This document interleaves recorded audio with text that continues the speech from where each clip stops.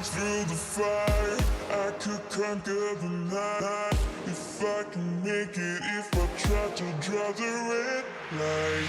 I could run through the fire, I could conquer the night. If I can make it, if I try to draw the red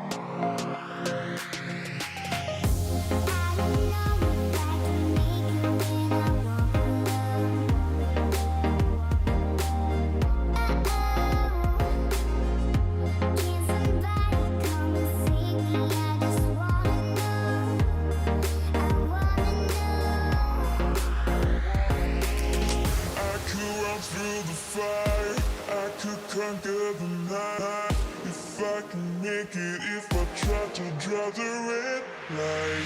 I could run through the fire, I could conquer the night. If I can make it, if I try to draw the red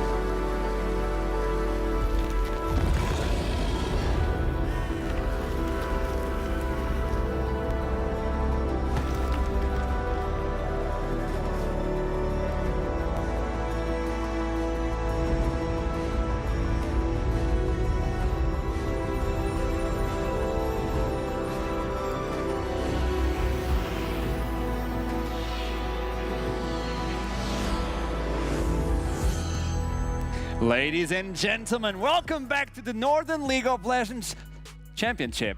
Today we have upon us one final match for the losers bracket. It's going to be the fearsome Dusty versus Bifrost, who took first place during the regular split and almost took X7 down. Whoever wins this one will ticket themselves into EU Masters. You don't know the seats, but you know you'll be on the plane, and that's more than enough. My name is Alexandre Asharon Maya. I will be your host, and I have the lovely pleasure to introduce once again on the pre-show, Trouble Link alongside Initialize. Welcome back, folks. Thank you for having us. I mean, be back. Apparently they couldn't get enough of us talking right? so much. So they're like, that's a mistake, surely, but here we are. Hey, we love repeating them. That's right, no, right. We need more of these guys. We need more of them, but also we need those casters. Who's on a low sleep train?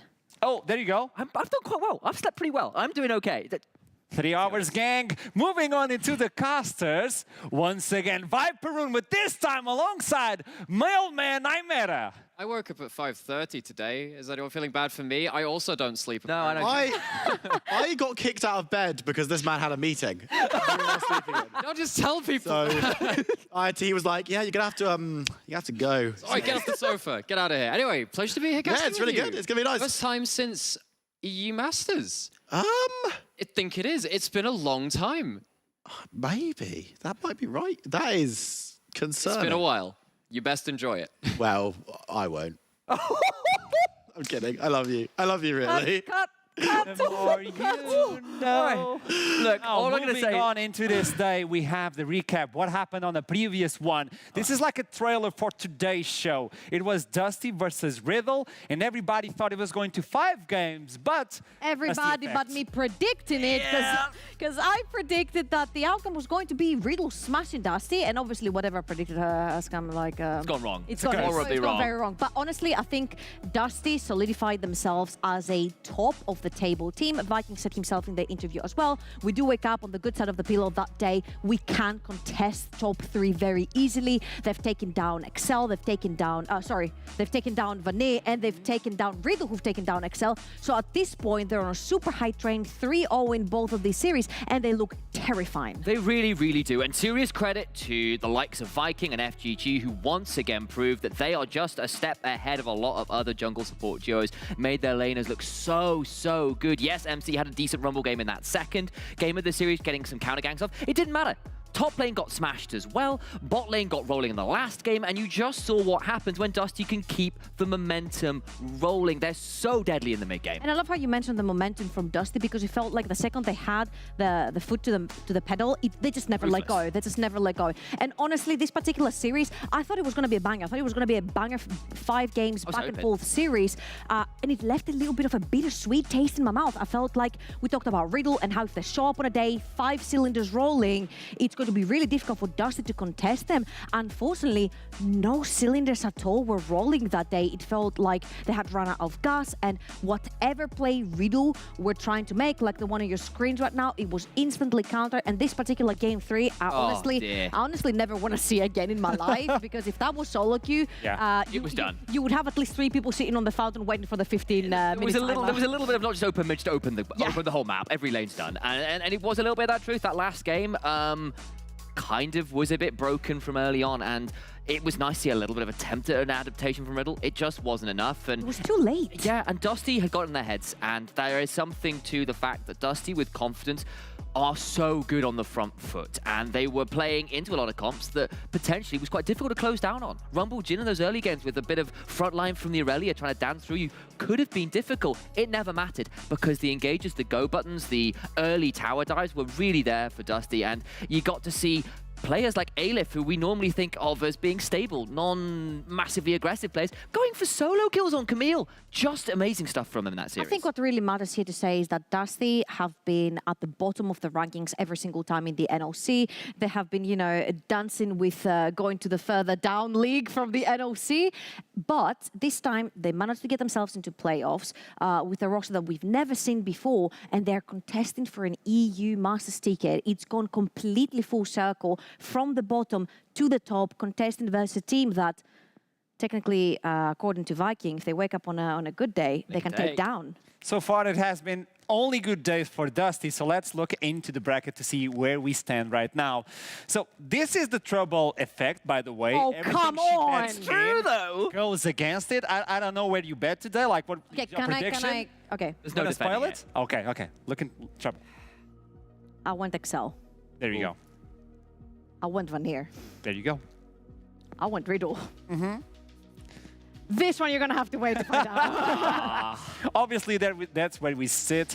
Bifrost versus Dusty. This is their last shot to make EU Masters and get a seat as well to fight for the throne of the Northern League of Legends Championship. X7 are sitting and waiting for the next, well, contenders, I would say. If it is Bifrost, they want to take it. They want revenge. If it is Dusty, I don't think anybody can stop Dusty at that point. And since we're talking about EU Masters, oh, there we go. We need the train. Since we're talking about EU Masters, let's talk about NLC and EU Masters. Really important for them to get into EU Masters, but we've been there. Back-to-back finals. So, historically, the NLC has not done the best at EU Masters, but that history changed when we look at 2021. So much better. 2021 spring, Excel made a huge run all the way to the finals, facing Kaman Corp in the grand finals of EU Masters, and unfortunately falling short on the last hurdle and the mountain that Kaman Corp is in the ERLs right now.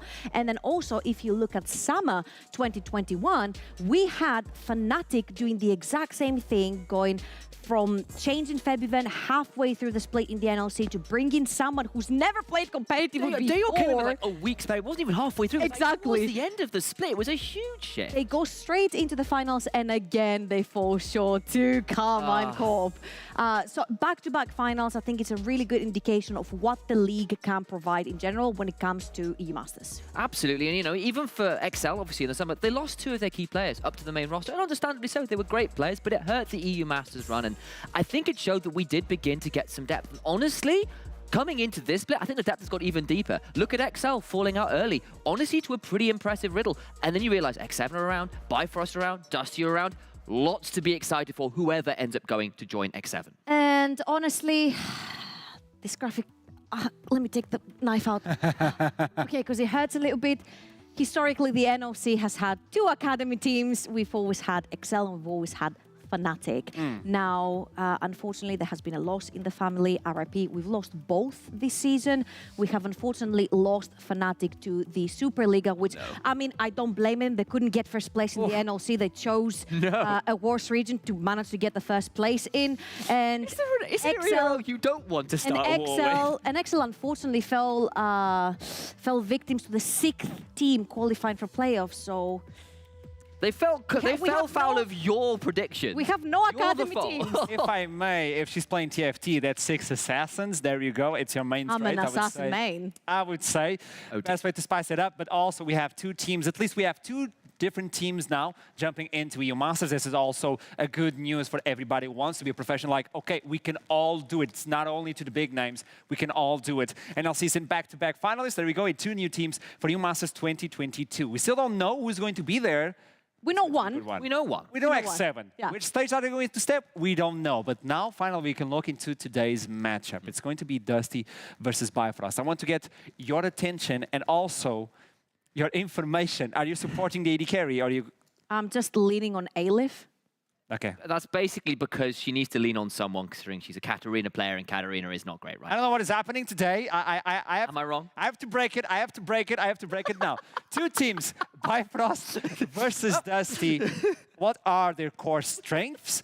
Where should we be looking in this matchup? What was it? Hold on. Second knife. It was in the It back, hit actually. me, man. Well, I can only reach that one. The other one stays. So let's focus into this matchup. Where do you guys believe we should look in today's games? I think the key for Dusty is this man right above me. I think like Viking is the moving gate for the entire Dusty team, and together with FGG, they can make incredible plays on the map. I feel like jungle support duos, we cannot stress enough. We've reiterated it so many times how important and pivotal it is for the jungle support duo to work in a game. And I think with the roams of FGG, even when he falls behind in levels, it does not matter because we've said it again. The lane that he is going to get behind is going to get rolling and win them the game. he really does. And like serious credit to this guy for leveling up over the split and being so dangerous. And yes, honestly, also really helped that people like Venza and Backlund are back on form from where they were earlier on in the split. The problem is, they're into the likes of Odeon Duel, into Seaboy, who are very capable of matching that jungle support power, at least on paper. And then you've also got laners who are arguably the best in the league, or at least right up there. And the question then becomes whether they can do what they've done against Riddle and Veneer against Bifrost. I'm not so sure yet. I mean, okay, if we look into Bifrost, right, and their strengths, I feel like the way they play the lane and then transition it into the mid game, I think it's very clean. Like their macro play is very, very clean. I feel like a lot of the times when it comes to team fights, sometimes my doubts are around the mid lane, unfortunately, around Fury, because even though in the last split we did label him one of the best mid laners we have had in the NLC, I feel like in this particular meta, it just has not been it. Luckily enough, champions like LeBlanc, Sylas, and Akali are coming back into the meta. They're very playable, and especially when you have to play into backline, who plays the exact same aggressive playstyle, bringing it out for Fury, I think, could be the key to success. It's a big question mark as well. We don't know what score is going to be today. I mean, she probably knows the reverse one. Whatever the opposite is. There you go. But looking into both teams, let's start with Bifrost. I had the pleasure to sit down with Duel to understand what his thought process going into the match between Dusty and Bifrost. Take a look. Before the storm begins, I have the pleasure to talk with the bot line support duo for Bifrost. Welcome back to another interview. Pleasure to be here, as always. As always. But now we got to cut to the chase. Let's understand how this matchup is going to be. Obviously, we have to look into Bifrost versus X7 before, where they just focused you guys at the bot line non-stop during the Champion Select. Do you think you had enough time to prepare and adapt to what happened? Yeah, we were completely ready for the triple ADC ban. I think it was expected coming from X7. I think like the bot lane is the weakest link from X7, I would say. Not to disrespect them, I just think that we could win more games if we approach through a strong bot lane. And yeah, they did a good job neutralizing that and playing bot lanes that were like dead lanes, I would say, or like lanes that would wave clear. So it was hard to make an advantage through bot lane.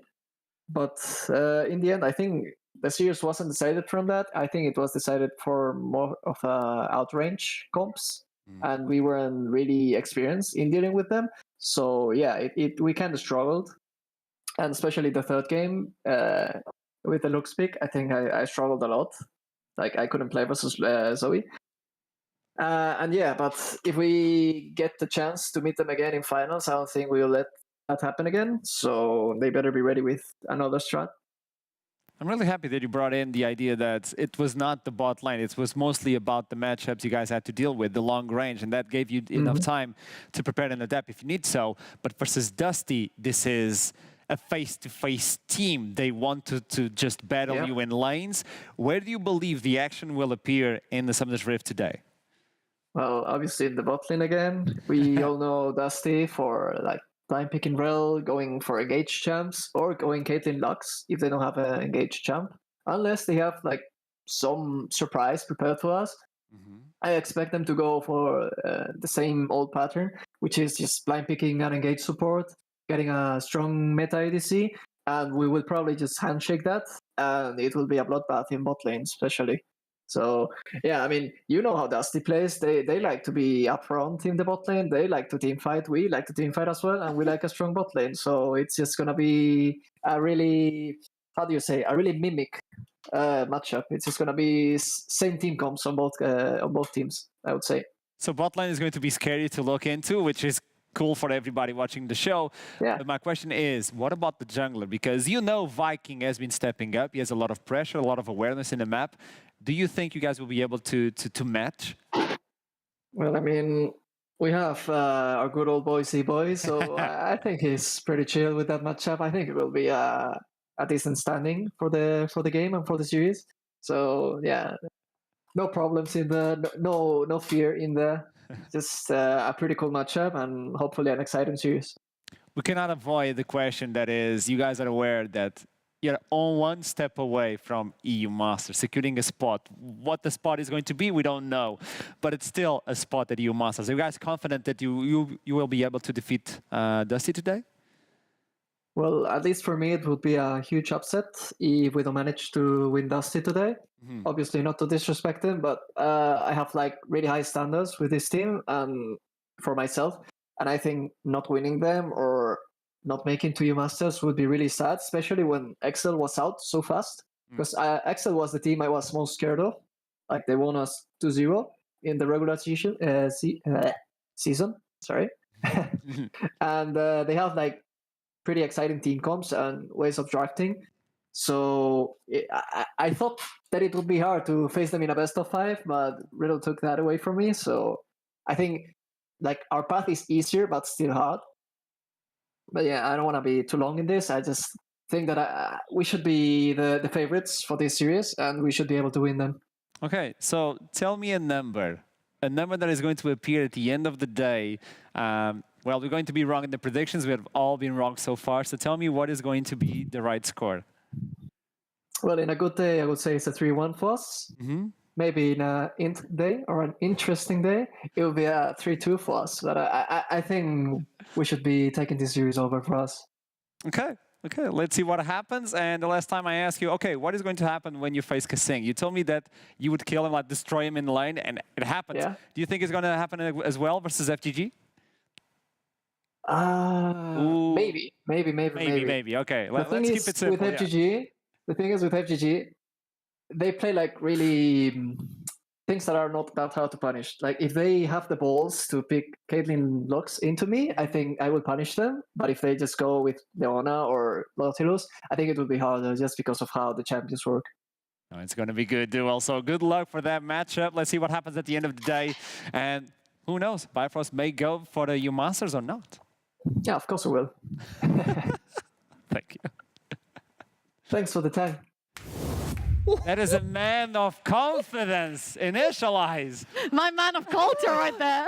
If you have the balls to pick Caitlyn Lux into I me, dare you to pick Caitlyn Lux come and have into a me. Go if you think you're hard enough. I love that mindset. When they were saying it was going to be a bloodbath in bot lane, I love the call-outs there. Odeon Duel, pretty much, I think we've all been considering them one of, if not the best bot If not the lanes. best. And FGG and Vendor have been really stepping up recently. That's the kind of confidence I want to see out of Bifrost, especially if they're going to win today. Love those kind of fighting words. I also want to actually touch a little bit on what Duel said, where he's like, no disrespect to Dusty, but I'm expecting to smash them. And honestly, if you look like statistically, if you look at Dusty historically in the NLC, if you look at the caliber of players that Bifrost is bringing in this season, it's not a disrespect to Dusty's name. If anything, I think it's a compliment if Dusty managed to take down a team like Bifrost.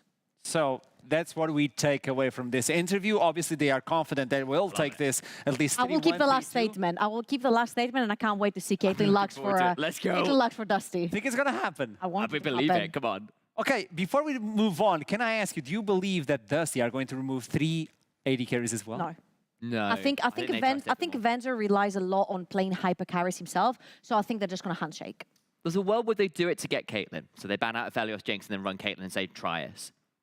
I'm so excited to what is about to happen. Bamboozle, they take the Caitlyn Lux themselves. Ooh, okay. So this is why I brought this up, because this is an interesting matchup. I know we have to focus on other lanes, but bot lane will be a good one. So keep your eye on that one. And moving on, for Dusty's side, I talked with the coach. It was with Zen to understand his thought process and how he prepared himself for this matchup versus Bifrost. So take a look. Don't go anywhere. Finals for the losers brackets, and on Dusty's side, I asked Zen together with me again for another interview to talk about today's match versus Bifrost. Welcome back, Zen, and are you nervous at all? Hello. No, not nervous at all. Baseline nervousness from regular Bo5s, but other than that, nothing extra. Okay, you guys have been smashing throughout the entire playoffs. 3-0, 3-0, 3-0. Do you believe the same is going to happen versus a team like Bifrost? Well, my personal prediction is it's either going to be a 3-0 for us, or it's going to be a Bo5 where it goes to 5 games. I think there's going to be nothing in between, one or the other. Okay, interesting. I believe the same. I believe the same. My question now is, looking into the bot lane, obviously Dusty are showing up with an amazing bot lane. The jungle and mid duo is also crazy. But on the other side, Bifrost has one of the best ERL's bot lanes, let's be honest. They are just amazing at what they do. Do you have anything prepared to deal with a champion pool like X7 did, or are you going to face the challenge in a different way? I think that we have contingencies prepared if it gets out of hand. I think our preparation is very thorough, but I think we don't need anything else but our bot lane against their bot lane. Let's call it like that. Okay, strong words. And to follow this up, obviously their bot line is an amazing duo, but your jungler is one of the best in ERLs. Let's be honest, Viking is a beast so far. Are you confident that Viking will demolish the enemy jungler? Oh, I'm very confident in Viking and his performance. I think that I would hold back the hype for everyone a little bit. I think until we get to EU Masters, we haven't proven ourselves at the ERL level yet, right? So NLC is all fine and good. You know, we have tough competition here, and we are doing our best, and I think we can take it all the way. But I think for ERLs, there's so many different styles, there's so many different strong teams that before I can say that any of my players are, you know, top tier ERL level for any position, I think once we get to the Masters, once we prove ourselves, then we can confidently say that. But until then, I'd rather stay humble for ourselves and see if we can punch all the best teams in ERLs and Europe once we get to EU Masters. And I'm really glad that you brought in the idea of EU Masters. I wanted to debate that with you. Obviously, you are aware that you only need one more game to achieve an EU Masters spot. Is this something that you ever thought it would be easy for you guys, achievable as well, or you're just taking it as it goes? Well, this is our mini finals, right? Obviously, if we win, right, we go to phase 6-7, but we all obviously wanted to go to EU Masters, right? And if we take this BO5, we're in, right? And if we don't, then we're out. It basically all comes down to these 5 games. And yeah, like I said, we're treating it like a finals. We're going in with expectations that we can be the better team and that we will be the better team. But we also, like I said, we give a lot of respect to Bifrost. They for sure can take it as well. If they have a good day and they play really well, exceedingly well, then I think we're going to have a very nice BO5 on our hands. And this is my last question for you, the idea of EU Masters and that the team is now aware that that is a possibility.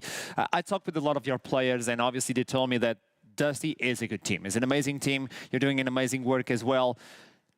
How do you, as a coach, slow down the momentum or the hypiness for the team? Like, oh, we can go to EU Masters, but we need to focus on this game so far. Are the players running out of your control right now with the EU Masters thought, or are you controlling them for the matchup versus Bifrost? I think that throughout the course of the split, right, we were forged in fire, right? We had weeks where things were terrible. We had days where things were terrible.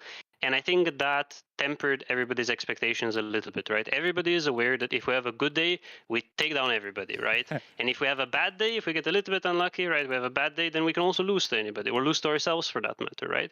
So I think all of the players are aware of that fact, right? So we don't let the hype get to our heads, right? We treat it methodically. We treat it like we're confident going into the series, which we are. And then we see where the series takes us, right? If things go poorly, we adapt, we try to overcome, and if things go well, you know, we see what happens, and we go E-Masters, and we're all happy, right? So I think currently the team is exactly in the right spot between confidence, hype, and preparation, slash, let's say, a little bit of reservation as well. That's the best I could hear for Dusty, and good luck. So far, the good day has been shining upon you guys. Let's see what day it is for Dusty versus Bifrost. Good luck for the matchup, Zen. Thank you very much. We are treating this as a final. Really strong words from Zen. I love Zen. I mean, honestly, I just admire every single time this guy comes for an interview because he's just so humble and down to earth, and he weighs his words so perfectly when he speaks, right? He's like, he probably believes he has the best players in the ERLs, right? But he's like, we have to wait. We haven't measured ourselves versus any other ERL. And even though a lot of the times you scream other ERLs, that doesn't necessarily always translate to official games, right? So until we are at EU Masters, until we can measure up to them, until we can see if we can take the fight to them, we need to stay humble and we need to keep fighting because you know what? We're not at EU Masters yet. There's still one hurdle, and that hurdle took down X7 twice in the regular season, so they have a lot to prove. I mean, I'm no big basketball fan, but even I remember that interview between Kobe Bryant where he basically went, look, job's not done. We've done really well in the playoffs so Yes. far, but I don't care about this right now because the job's not done. And that's what I'm really loving about this kind of attitude, because you can see the confidence. You can see the, yeah, I think we're better. But even so, we're prepping, we're staying humble, because until we've done it, I don't care. And that is a really big, kind of good combination of attitudes to have, you know, humbleness, but also confidence, but also preparation. I love that little ending phrase as well from him. And before we jump into predictions and to understand what is about to happen, Can I spoil something? oh no, I have voted for Zen as my MVP coach of the split. really? Okay, I was thinking you were going to go for predictions. Like, oh, I don't know if the I have- curse applies to that. I have don't given know. my MVP to Zen as coach of the I can split. see it. Lovely. Great. I mean, they did an awesome job. They started really bad at the beginning, but then they come back and that's perfect arc. And look at the Bullbox, predictions. Stop, man. Okay, But before you've we gone move for on. you've done the same! He copied me. Trouble, explain. He always copies me, and he. No, he doesn't care. Okay. I'm the one that cares the predictions. It's your fault. Yes. Yeah, because the Oh, last also- one, it was on you, Trouble. Yeah, Call it out And as now well. Goldberg is sitting at home saying Pepe Laugh. Well, yeah, basically. And we've got Nymera and Viperoon here as well. They're basically on the caster's desk as the only dissenters, which I appreciate. A 3-1 from my brother is not what I was expecting. But let's be honest, before we move, I would like to say that aside from Goldberg and Trouble, yes, I think all the other predictions on the 3-2 are all, okay, Bifrost, but could go either side.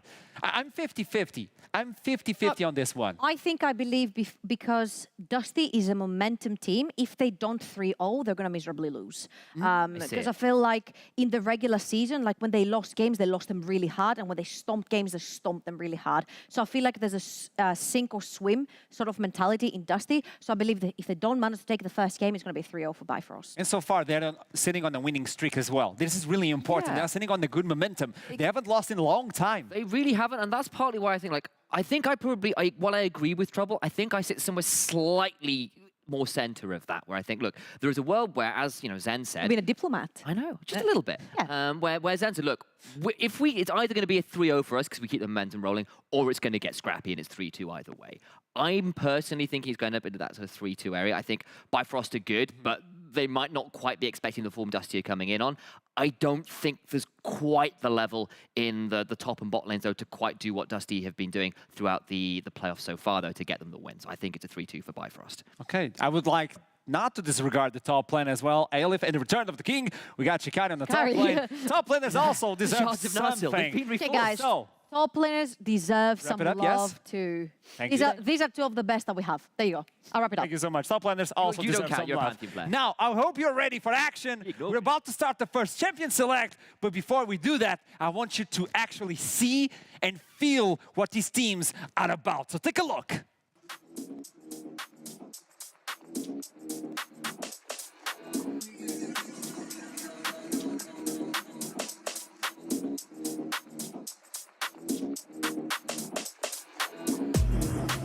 He's trying to heal up, will just about survive, but now falls to Kritzberg, who's on a killing spree. Seaboy looking to maybe hunt Cress, who's stepping forward, but he's gone too deep. That could be dangerous for the Victor, who does have the flash to escape. Won't quite die to the... Line up a shot while the whole world screams. Burns on Dawning Shadow! Bubble takes it for a double. Odie coming to claim some souls. That's a sweeper right there.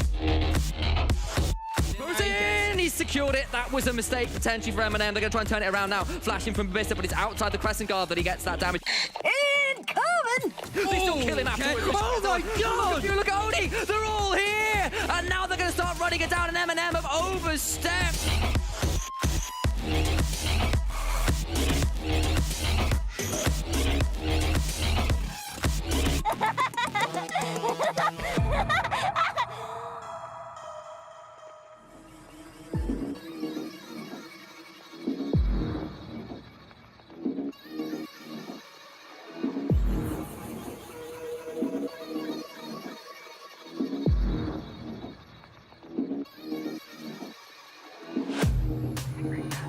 And he does at least get the ghost out of item, which could be potentially pretty big now that the Infernal Drake has spawned. Oh, look at the ward. It's been pinged at the red Yes. buff. It's been pinged. Poppy could No. be TP'ing there, and she is. It is, but the dragon has been started down to 2,000 HP. In goes Vike. I'll bust you down to scrap. Gets 3-man fit. And it's gorgeous. FGG pulls it off again. You just can't stop it. This is also where Dusty starts making mistakes. Let's have a look if this is one of them. FGG flash away. From the mistake, though, Viking going off on through into the middle. Who are they going to be able to target? They're going to be able to get onto nukes. The damage comes from Inventor. He's on the side, putting out so much damage.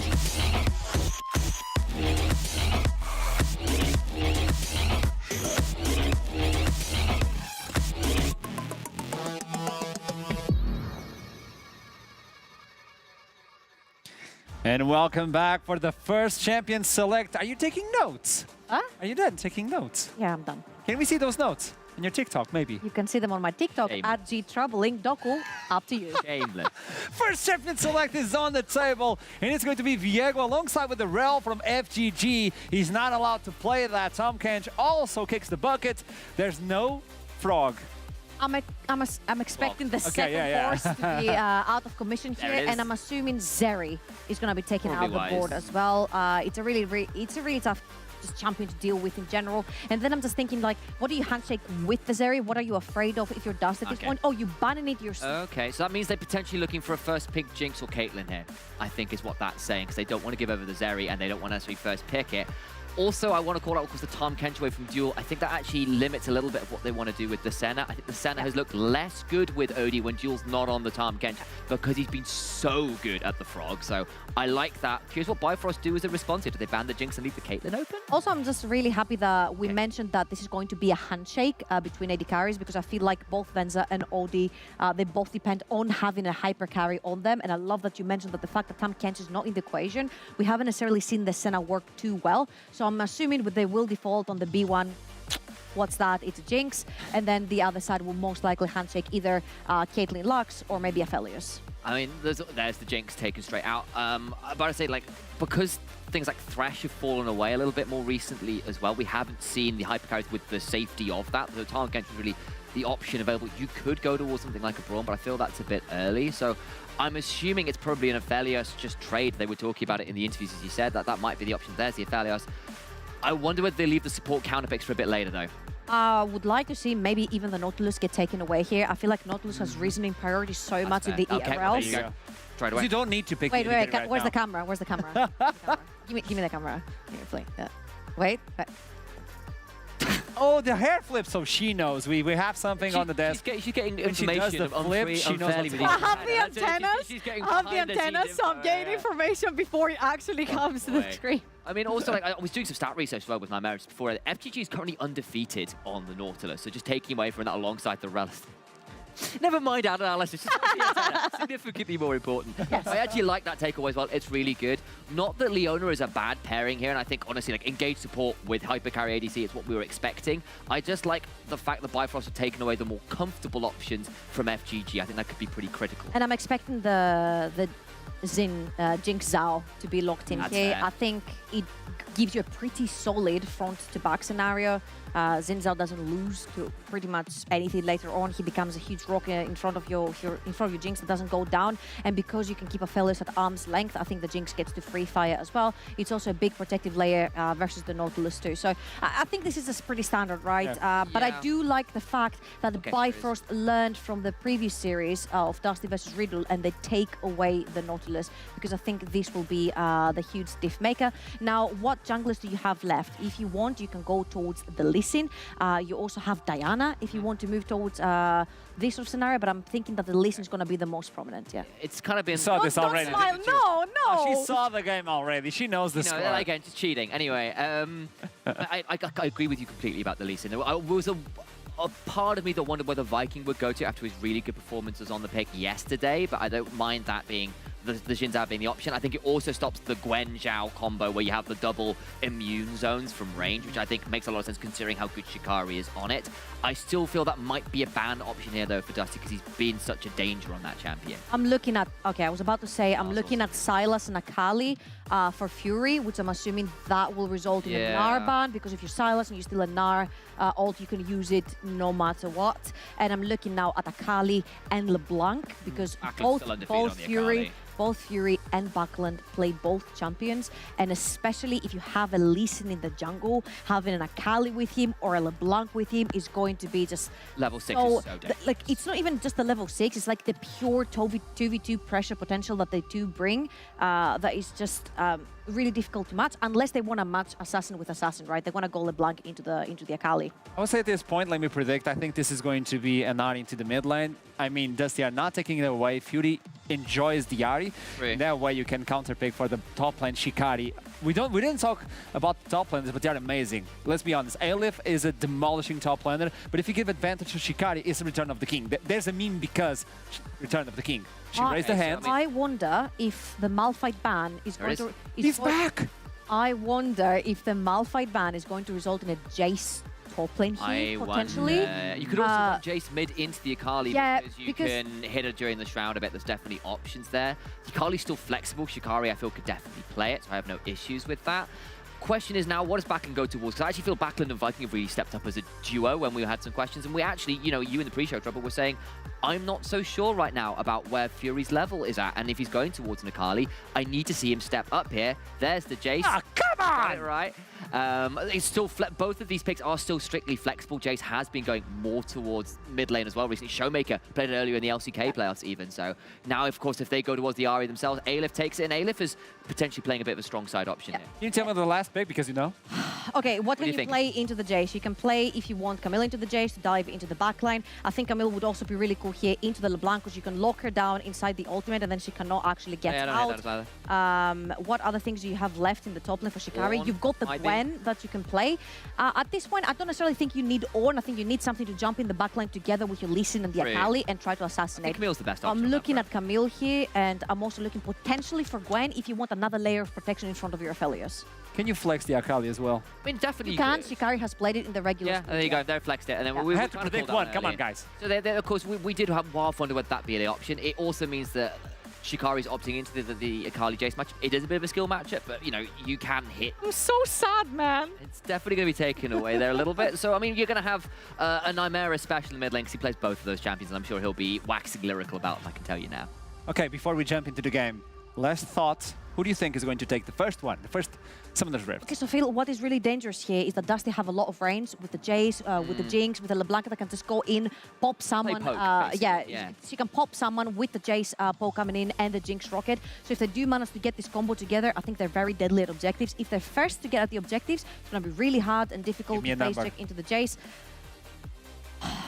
Give me a number. Okay. They didn't give Akali to Fury, so I'm going to go with Dusty. Okay, Dusty, for you, wrap it up. I think it's Dusty as well. I'd say it's 60% Dusty because there is some pretty Okay, good you can't pick. give percentage. Okay. You need to He asked for pick. a number. You need Now to look pick. at me, because the last time X7 took down Bifrost, it was with range, but they took a week to prepare themselves for this one versus Dusty. It's going to be bloody. It's going to be action-packed. It's going to be for the casters. It is Viperoon alongside with Nymera. Dusty operatives. We've got in. That's We've it. stuck We've in. our infiltration is complete. You saw the votes on the pre-show, but we've managed to slip the net, and we're here on. Well, the cast. what happened is they saw the predictions, saw Trouble was predicting Bifrost, and then Initialize was like, oh, you know what? I think Dusty's probably win this game, you know? Which, it's very intelligent as we find our way. Summoner's Rift, first game of the day, first game of this best of 5 series. And do you know what?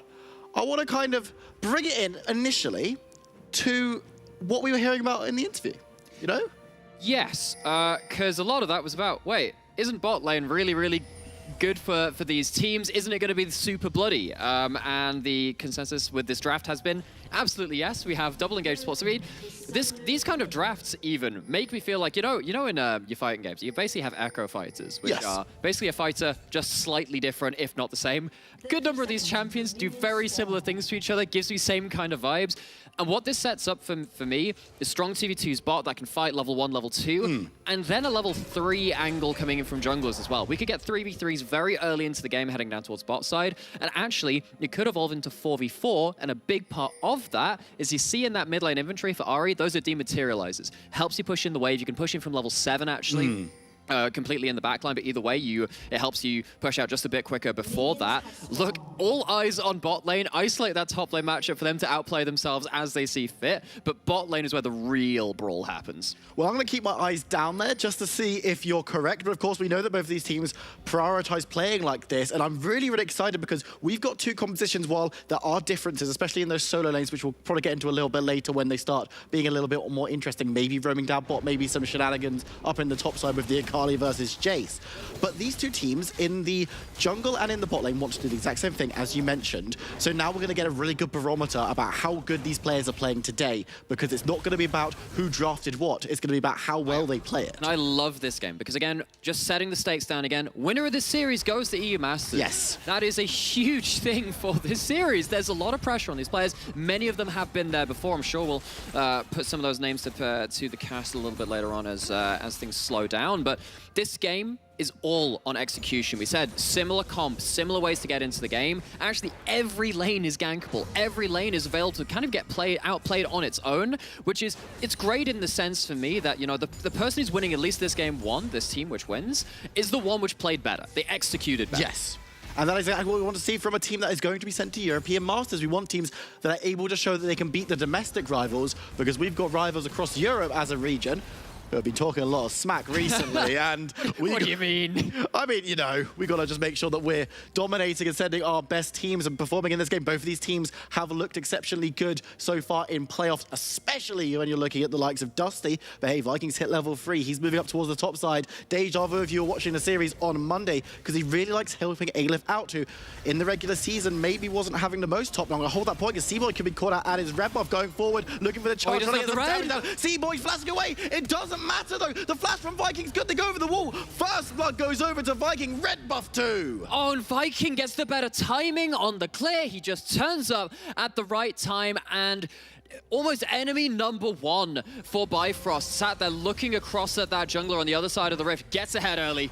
FGG looking towards Fury, flashing forward, gets the stun. Vikings there as well. Win becomes live and gets a second one. Straight out the gates for Dusty. And in as many minutes he gets that many kills, 2 for 2. That Xin Zhao is so accelerated at this point. We said that every lane has an angle into it. These junglers have options galore. We were looking towards bot lane, but maybe because that was so obvious, they say, they wouldn't think we'd go topside, would they? And yet they do.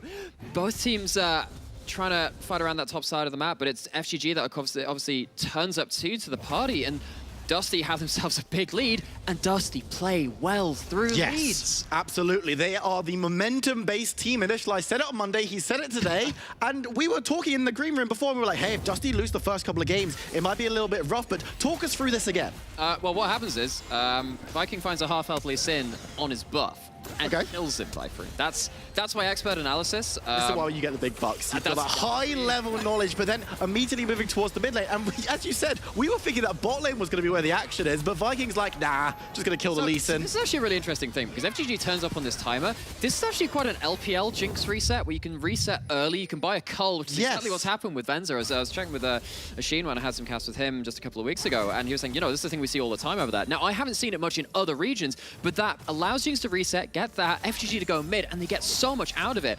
Dusty's early game, very, very coordinated here. Absolutely, and FGG, that's the kind of play that we've loved seeing from him since the second half of the split, where Dusty has started to perform at another level. FGG had to make that step up to that another level, and he's been doing it exceptionally well. Top side is happening again. There's a backland roaming up. There's a Viking in tow.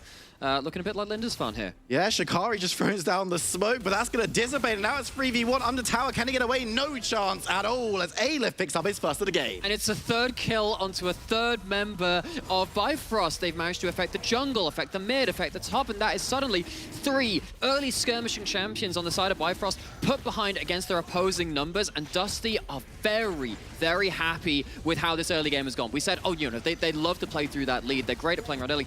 But what does that mean? What does it mean to have a Xin Zhao that is that fed? When you have a Jace that's now ahead of their opposing number 2, we know that because these teams are so similar in the way that they want to play it out, all of your strengths you're playing around are going to be matched by even higher strengths from the side of Dusty in terms of trying to have those skirmishing 1v1 assassination potential out of your top side and then having these big bursty fights. Obviously, this is a very squishy set of team comps. You give that much extra damage over to one side, those fights end that much more explosively. Absolutely, and Dusty starting to hit level 6. They've got it in the mid lane, they've got it in the top lane. Of course, in top lane, level 6 isn't that hype for Jace, but the damage is going to be good regardless. And for Bifrost, hey, they're going to be a little bit worried about how the early game has gone. Fortunately for them, one thing that should be noted, the bot side, something that we talked about quite hype, hasn't really been affected by this. Viking hasn't taken his lead down there yet. Absolutely baited by that. Bot lane's going to be bloody. It's 3v3. Duel was just sitting there like, we're just going to play around bot side, and then Vikings like... is the one part of the map which has had zero action. FGG got one look in, everyone else completely out of the picture. I mean, you say there's been no action. Bifrost have got the Dragon down there as a very small thing. We've got the Hex Tech to start us off. The Infernal will be coming through next to a couple of decent early Dragons as Fury moving forward, getting the damage. Backlink going to flash towards the support from Viking FGG, who have moved on through. Not going to be able to find anything, though, but... And you know, they're still threatening these 1v1 situations. Exactly, because as much as you get extra damage for getting ahead as the side of Dusty, you don't get that much tanky about that same kind of metric, right? Because the only people that are tanky on these teams are, of course, the Nautilus and the Owner, and even when they get behind, they feel a lot like CC bots with a slightly larger HP bar than the other people on the Rift. That's kind of it. Now, see that Fury really trying to pounce in this matchup. And of course, you counters the reverse of LeBlanc. You can see once you use the double distort, wow, it's great damage. How are you getting out now? And takes the opportunity to attempt the 1v1, force out the flash, and suddenly now maybe C-Boy has an angle into that mid lane. And we start to having to ask that question. How do Bifrost organize the map, rotate around to find angles to take down some of these Dusty members and pick apart their dominant early game that's been on show so far? Dominant early game has slowed in the past couple of minutes. As you said, the first couple of kills in 3 minutes was very nice, but now it's just a case of just seeing it out. We're going to have Rift Herald on the map pretty soon, so it might be a case of Dusty looking to play around that because, of course, you can get the kills, but if you can't turn those kills into objectives, especially these early towers, then you might have a little bit of a bad time. Potentially, of course, you have 8 minutes hits. We have... well, both bot laners of Bifrost heading up towards the Herald spawn. Herald, obviously, a very good ability to, or rather, window of time to start getting yourself some financial gain, as opposed to just those kills coming through. However, if Bifrost choose to start this, I'm a little worried you don't have the Nautilus ult right now, but as it seems though, Dusty keeping the Jinx bot lane, rather preferring to get the plates very easily at that point, though Viking is still hanging in the area just in case. They have vision of it and they're sending members, which means that they probably want to contest if nothing else is going to go very, very low. Viking thinking about going for the steal, looking towards it, but decides against out of anchor range. But Bifrost will be able to sneak that one away, not so subtly, but they get out regardless. So then the question is, what do you get from this Herald? You've lost, what, 1.5 waves in bot lane, thereabouts. You've lost one plate on that bot lane turret. So you're kind of getting towards parity at this point. Because this is a cannon wave, you're actually going to get just the back end of this wave as OD. But that is actually 2 plates now. So that's largely going to be the value from the Herald recouped already. But at least Bifrost are at least trading in this. It's much better than them giving up a Herald because they wouldn't really be in a position to defend that if the strong members of the Xin Zhao and everyone else comes to skirmish around that. I think that they still have to kind of take the poison chalice and say, all right, okay, we're going to lose something across the map, but at least we don't give over the Herald as well. We couldn't have defended that as well. Absolutely, and you can see that actually indicated by the momentum meter at the top of your screen. It looks like our expert analysts are over talking about how the game's going and giving you an idea at home. We've got a little bit for Dusty right now. That very strong early game was probably indicative, and being able to go even at... I was going to say at worst, but of course, depending on how this Rift Herald is used, it could actually get more. We've seen some very good Rift Heralds so far in playoffs. But they think, hey, Dusty, very strong start, momentum-based team, know what they're doing. That's fairly, I think that's fairly appropriate. And again, but whenever teams are very similar to each other in terms of the team comps, it needs to become that much more pronounced because, as we said, all of your strengths are just kind of outdone by the other team because they do pretty much what you do, but they got more gold to fuel it through that same way. Of course, keeping an eye on towards this lead and have to see whether it grows or not. Obviously, Dusty have snowballed very effectively with leads in the past. But this game, of course, you do have the Jinx. It's slightly more, not convenient, the other one. It's slightly easier to play around than the FLS to really activate because you don't have to wait for certain weapon combinations. But either way, Bifrost do have similar tools, of course, to fight back in. Let's see if Dusty can hold on to this lead and accelerates it to the same extent that they have done in previous series. Again, keep your eyes on Lee Sin, because he is the one who's holding a lot of that gold deficit in his pocket, ready to unleash the push. He's going to have to do it in the next couple of minutes before it times out. But where would you want to see this put in? Do you want to see Odie getting a little bit of gold on that Aphelios? Do you want to see it going in someone like the Akali? Shikari, we know, very, very good at this champion. I feel like if you do get a lead on the Akali, you're really, really happy. But whenever you can get gold on AD carry, when it's the Jinx, the Aphelios, it's almost always worth it. I think in this case, it's going to be more determined by where it's just easiest to put it down in regards to enemy rotating towards you, because most of the time you don't really want to send that Herald into a tower without being able to auto it down a little bit before. If you can take 4 or 5 plates with the Herald, that's obviously very good value, but that rarely happens when you've got enemy champions lining up to defend it and protecting that crash. So we're going to be able to pick up the second dragon of the game. Mountain will be our first Rift and Soul today, which, you know, a bit more passive, gives some of that survivability, which these two teams have been lacking, as you mentioned. Could this be a little bit of a band-aid for one of the sides? I think this is very important if Bifrost do get it, because of course you're working against Jace Poke, you're working against potentially fire cannon autos coming out of the Jinx, and Mountain Soul tends to be very good against Poke, right? Because particularly against Jace, who gets up only every, I don't know, he gets his Shock Blast up every 10 seconds or so, something like that. I can't remember the exact timing, but it's around that. Mountain Soul comes into the similar kind of timing where you just eat one, it takes off, you know, 100 or 200 damage from that, and that happens every time he's hitting a target. That's actually a lot of relevant damage taken off the table. Now, Dusty are now looking at this and saying, okay, we got the kills, that's great. What's happening with the neutrals? They haven't got a single one yet. Bifrost keeping that ticking along nicely. It isn't just those 2 dragons, it's the Herald too. Question is, what can they do with that to kind of force Dusty to plateau and fight them on their terms instead of them using their advantages where they see fit? I mean, this is something that we said, actually, is that Alef might have overextended. We're going to see the Rift Herald being dropped as Seaboy dives on in, gets the kick, gets the damage. Jace can't get out. It's the first kill of the game going over to Bifrost. Okay, and there you see Alef's overstepping a little bit, had members on the top side of the map heading towards him, but didn't get there nearly in time. I was actually wondering if Seaboy was trying to ward hop there, but puts down the Herald anyway. It's going to get gold either way, because of course you can't ward hop to a Herald. He just sits there and goes, hey Jace, I'm going to put this down, I'll deal with you in a second. Just dropping it down. He could get free play, so that's the money that we saw being traded in the bot side already recouped, as Viking's going to move up just to deny it getting too much more damage.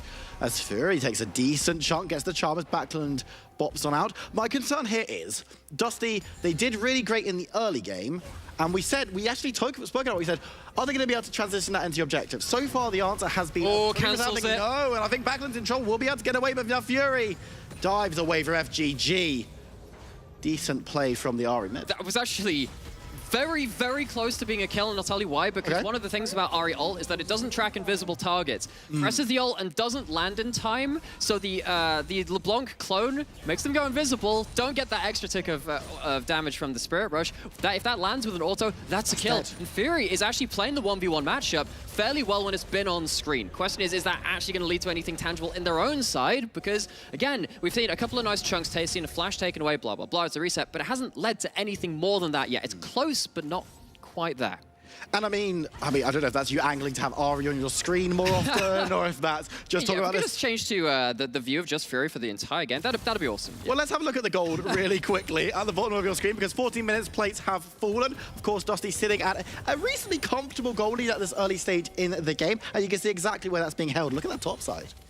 That's definitely there, but then actually even looking down at the AD carry as well, we saw that cull, and that's obviously finally coming into fruition at this point. But yes, it was all topside all the time in the first couple of minutes of the game, explosive out of the gate with Dusty, but we haven't seen an extra series of plays at that point. We said that there are ways to play through topside, but honestly, with the way that Dusty have been playing around it, Viking is struggling to get into lanes. There's actually quite a lot of vision in the river now, so he's struggling to continue to be a presence on the map. And Dusty, I think that they need to really start getting FGG into the equation too, because Viking on his own is struggling to keep things afloat. I think there's going to be a fight here as Viking's going to be dove onto, has to throw the ultimate down, but everyone's getting in range to put down the damage. Venza misses the ultimate, but is now putting the rockets directly into Duel. Has to go golden, but look at Odie, he's online in the back line. Look at the damage, gets one, it's a shutdown onto Viking, towards Venza, another goes down as he goes over the wall. Fury's going to be able to pick him up on the Ahri, but look at the backside, Backland's in trouble. Odie shuts him out. It's a double kill for Aphelios as Bifrost take the first major engagement. And for the first time in something like 10 games, Dusty have overstayed their welcome, they've overfought, and they've lost a crucial fight. Dusty, they have been so imperious at playing out their leads, and this one is just a little too far. Now, having the Xin Zhao here for this fight with the ultimate is so important. You can see the amount of damage that was blocked with this, but Odie isn't focused on and has the highest DPS combo in the game once you get those Chakram stacked up on the Crescendum. Stacks them up like an absolute whirlwind of metal. And Odie does ridiculous damage without Dusty ever getting to shut them down. And that's a fear now, because you look at Bifrost, momentum has swung back in their favor according to our analysts, and you can't blame them. They've got all the neutral objectives so far. Yes, they lost out on that first tower, but for me, the question really is, what do Dusty need to do about the situation? Because things have slowed down. Venza's going to be caught out by the hook. There's so much CC. Seymour dives on through to secure the kill. Simple as that. And again, it's just a little bit beyond their safe boundaries is Dusty playing right now. We talked about just before that big fight bot.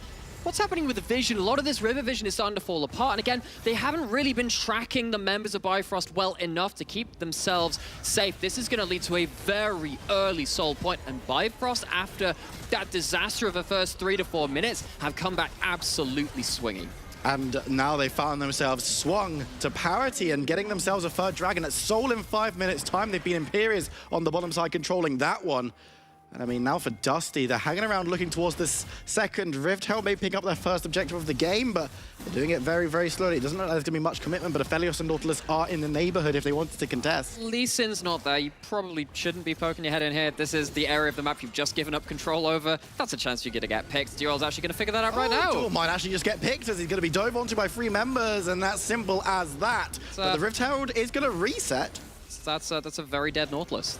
Oh, come my on. word, that might be very dead. Venza, though, dives away from Seymour, who now cannot dive forward. Backland is there, but it's just jumping around. No one goes down, but Venza, we've talked about his positioning so many times in the past, needs to be careful. Particularly in the early split, we thought we'd done away with that a little. Venza was, of course, not the most responsible with his gold leads, but Dusty not even using the Herald, taking down a full mid lane outer turret, getting some territory in that area of the map. That's a big win for them, actually, given how that bot lane could have led to a really big momentum shift, particularly with Odie getting online on the Aphelios and being one of our statistically best AD carries in the league, if not actually the best statistical I think so, yeah. AD carry in the league. He's got incredible stats across the board, but I feel like now we're back into kind of parity. Again, we were saying both these comps do similar things. You've got Leon and Nautilus both trying to catch out these immobile but long-range hyper-carry ADCs with these aggressive skirmishing junglers, and mid laners and top laners kind of doing similar assassination-y mixed damage threats. So really, we are back right on the knife's edge. It's a case of watching what these two teams can do in the next few minutes. I think they're going to be pivotal. Getting down this Rift Herald will be nice for Dusty. They can't get plates, but they might be able to bow down the objective, open up the map a little bit further as Backland dives away from Seaboy. Leeson might look for an engage here, might look for a steal, but he's not going to be able to do so, and Viking is just going to grab the eye and skedaddle. They were just window shopping. Just window shopping. They would say, oh, look, that's very much it. I have seen that it is a Herald. I have seen that I'm not getting it. They have a look in, see if there's anything to be done. Nothing seen there at this point, but Fury is going to take that mid lane, the top lane out of turret. And speaking of opening up the map, I feel like at this point, I look at Shikari on the Akali and I think, that's a danger. Akali often needs a bit of room to start chasing down people on these side lanes, and they have space. Enza's in trouble, the depth charge, and you know what? It's just going to be another assassination. Vikings moving forward, looking for Seaboy, but Fury's hanging around the side. This could be worrying for the Xin Zhao. Dive on forward, picks up one, but now Fury's the one in trouble, looking for a flank, but just going to be collapsed on. The chains go wide, as Fury should be able to prance out of dodge, as Dusty lose out on Venza, but pick up Seaboy. Okay, so it is again another 1-for-1, keeping things right down the middle of gold values being traded over. But whenever you lose your AD carry multiple times on the trot, it's losing farm, it's losing XP, and Venza falling behind on the Jinx is a bit worrying for the side of Dusty, because while the Jinx will always inevitably come online, you're now dealing with the Akali that can go dive onto an under-leveled Jinx. It's a level behind their opposing number. You've got the Ahri that can do similar things, and if you're sat here as Venza, you're looking at your team going, hey, can I not be left alone in a lane again? This is kind of scary now. I mean, if we can get production just to show us gold very quickly, because look at this. We were talking about how that gold lead, Venza grabbing that early cull, was crucial. Look at it now, completely flipped. Has completely flipped, and while there are some leads, of course, on the top side, still in place for Dusty, particularly with the Jace picking up a lot of plates. Of course, it's how do you leverage that? Because that was what we were saying in regards to Dusty in general when they play out leads. Jace is one of the better champions for doing this, but again, that has to be around objectives a lot of the time when you're dealing with grouped up poke engagements. But if Bifrost just rush down the dragon, get the Mountain Soul, he won't be able to do that for the rest of the game. And that's suddenly a window of power which Dusty haven't been able to play around. What does that mean, of course, for the entire state of this game? We kind of said, oh yeah, a lot of these teams are looking to be very bursty team fights and play around the 5v5s later into the game with just high amounts of mobility, but work through some of their range too. Dusty are going to be really struggling to fight on their own terms and get themselves advantages in those scenarios. I think that they're in a bit of a difficult position now. I mean, 50 seconds could be the last time they can get parity in a fight where they've got that Jace advantage going through the armor that hasn't been given, and the shield, of course, as well. But Bifrost are setting up their territory. They want to control the river. They've control over the dragon pit. Sorry, there is a ward in there.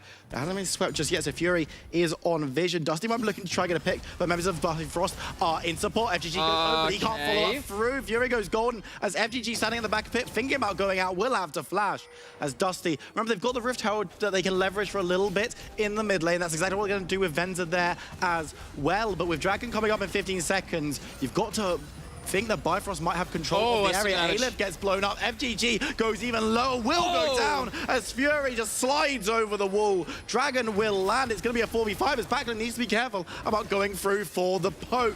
This could be Soul, but it looks like Bifrost getting quite a lot of respect are going to drag it out. Oh, that was serious damage from Odie, who has, again, the rifle turrets, the strongest combo for playing around objectives. Fury doesn't have the ult anymore, getting aggressed onto. Needs to be a little bit careful. Viking with the ultimate, but the re-engage comes on through. Caught on the chombers, but Viking flashes regardless. Shikari on the side could look for a flank. It's going to be secured by Bifrost. They've got themselves a very early Dragon Soul. This is going to make things so much easier for them. Oh, just past the 22-minute mark. And again, you can see that Backlund had to play out that fight that way. Jump in, get some kind of pseudo vision using your face and just distorting and flipping back to it, but was punished accordingly. Of course, LeBlanc doesn't have great sustain, gets chunked out very heavily at the start of it, and both Odie and Fury taking matters into their own hands with both weapon combinations and then pulling the ult from the Ahri to close things down. And I've been really impressed, actually, with how Bifrost have played very decisively around these bigger moments in the game. And Backlund, he has to play like this. There's no vision in the river.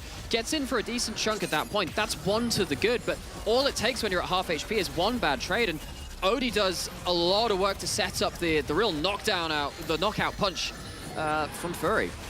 And now it's just as simple as just grabbing up the dragon. They pull it out and stop any kind of contest. And Fury might be a little bit overextended, but he's playing Bouncer with duel in support. He's never going to be in too much danger. But with this dragon going down, an interesting dynamic now, because we don't see this too often in the NLC.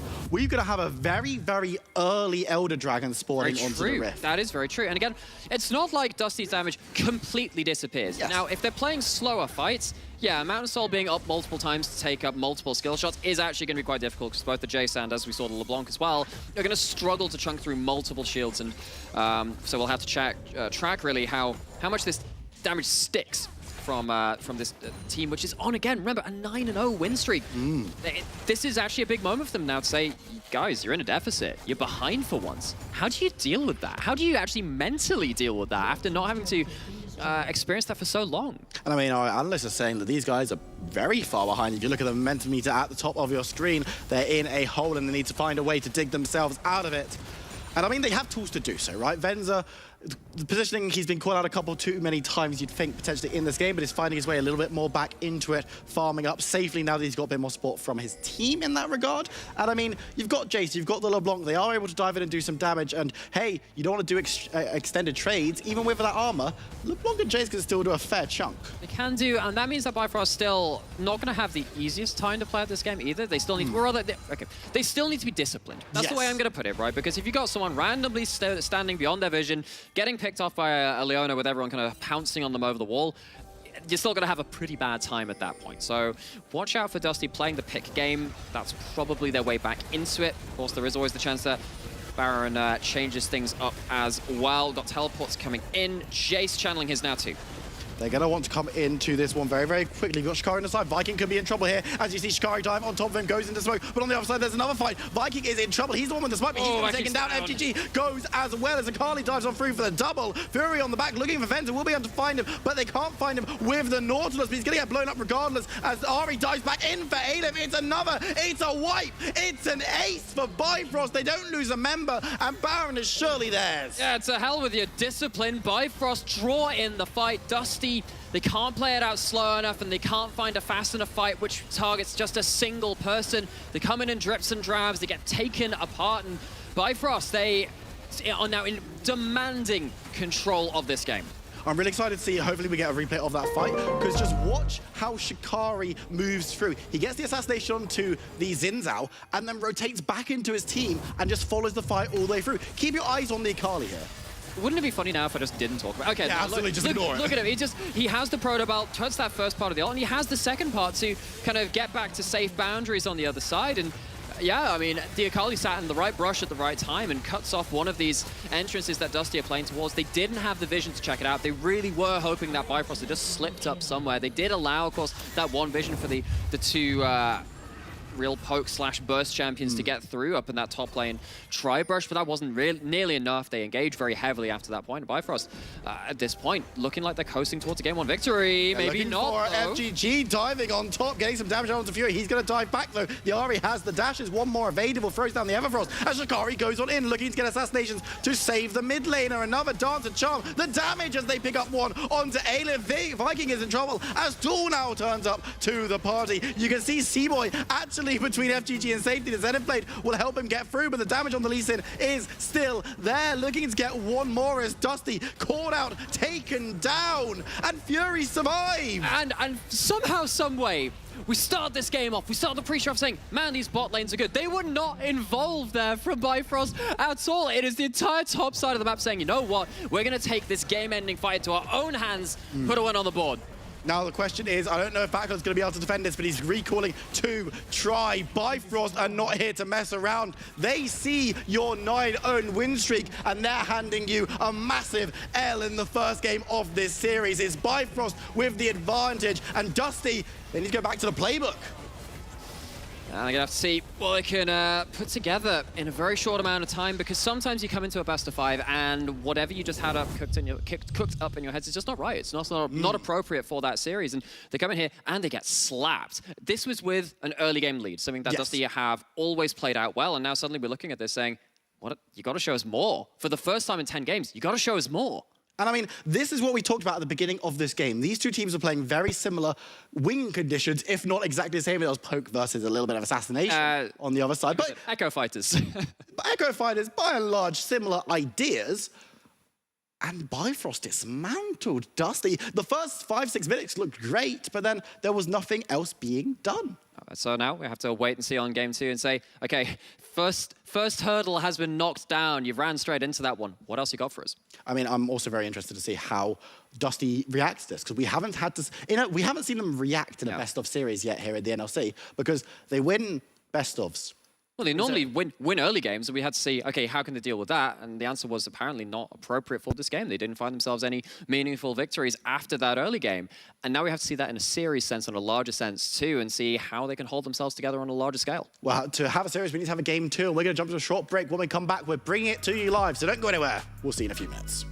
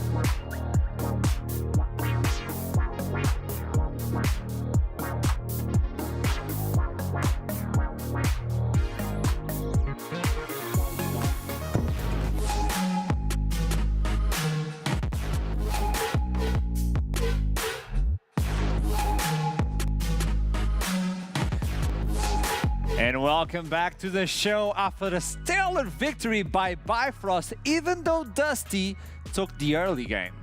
So, okay, there were a bunch of issues. I felt like the Dusty composition would thrive in range. You've got the Jinx, you've got the Jace, and once the poke lands, you can go in with the LeBlanc and finish off whoever remains on really low HP.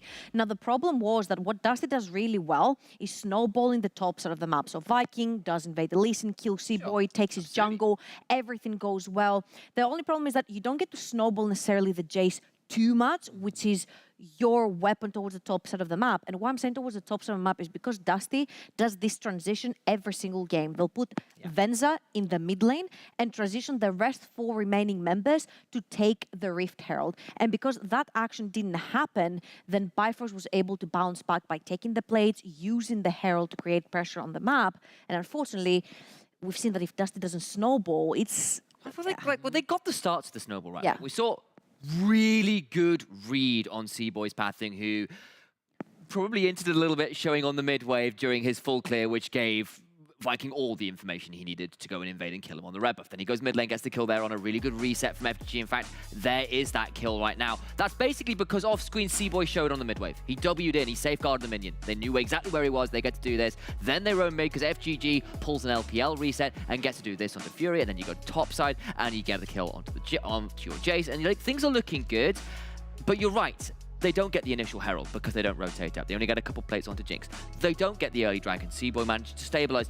And then the play bot lane happened and things go horribly wrong. I think this is the play where it went really bad because we talked about this. The only thing that wins you the game right here is that you have range. But an Aphelios with green and white gun, I think it's kind of illegal to try and move in such a very narrow choke point and get hit by Moonlight Vigil right there. You have the Herald in the mid lane, put some pressure there, and then try to enter cautiously in the river.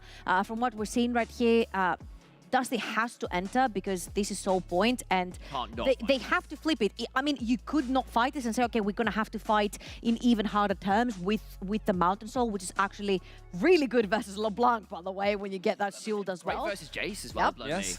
And then you kind of come to this play where vision control is gone, and suddenly you are trying to face check an Akali and an Ahri who are hiding around corners and get to force this kind of stuff out of Venza, who has nowhere to go. And at this point as well, when the Aphelios and Odie has been playing so well, got so many early kills, it becomes incredibly difficult to play into this dark map, however well you played the early game. I'm going to make Namera really proud here because I know that he really loves weapon management on the Aphelios. Yes. So clean. Odie had the sniper Calibrum. Odie had the Calibrum every single time before any major fight in the river. He knew that the thing that would win them the game is having that range to fight against the Jinx, to fight against the Jace, and pretty much negate any distance between them. And I think that was so freaking smart from Odie, and this is why we give props to both Odie and Duo, and they're probably like the best bot lane that we have in the league right now. This to me now is a mentality check. Okay, Dusty are really good at snowballing, but let's bring another stat for Nymera. He's really happy with those.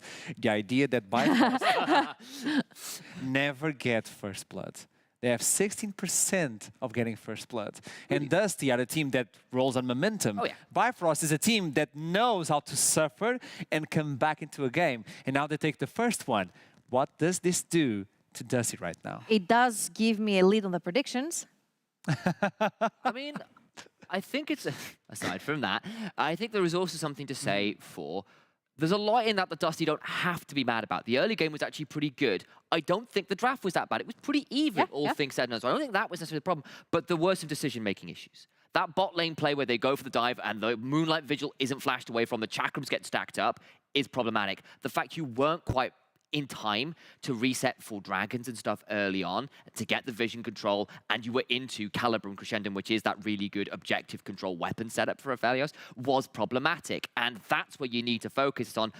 Watch where the enemy jungler is. Watch when your reset timings are. You might be ahead, but you can damn well throw it. When you can get the early game, you got to transition that early game to something. And Bifrost were capable of stealing away that lead and taking that for themselves, for the objectives and all that. This is only the first game between Dusty and Bifrost. This is a best of 5. Don't go anywhere. We'll be right back for another Champion Select. I'll see you soon. Bye. Yeah. Jasper! Jasper with the chain!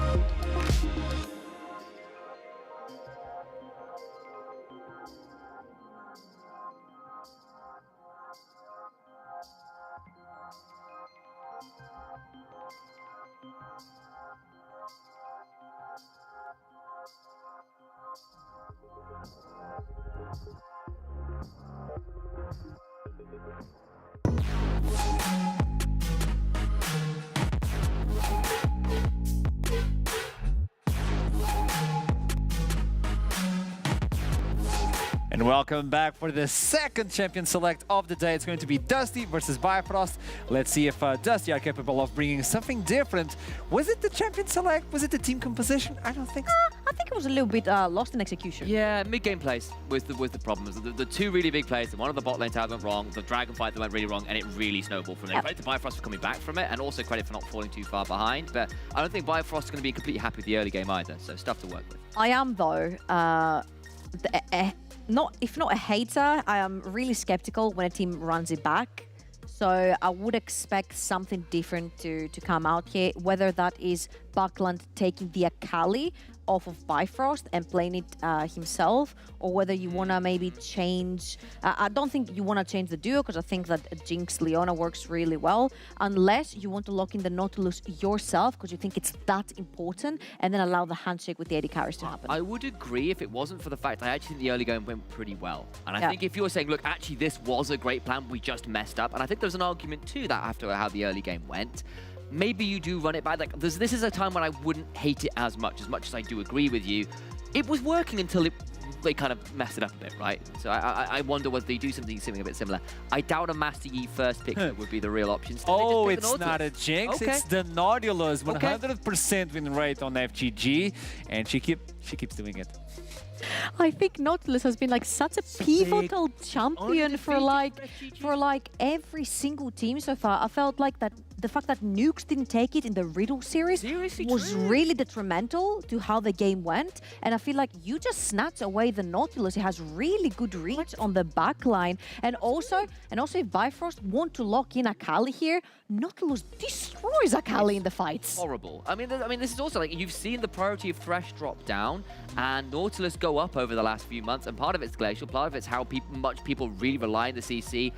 Interesting to see they've gone towards the Nart early, and that is a bit of a shift because obviously Dusty banned that out in the second phase last time. So I think there was a little bit of Shikari.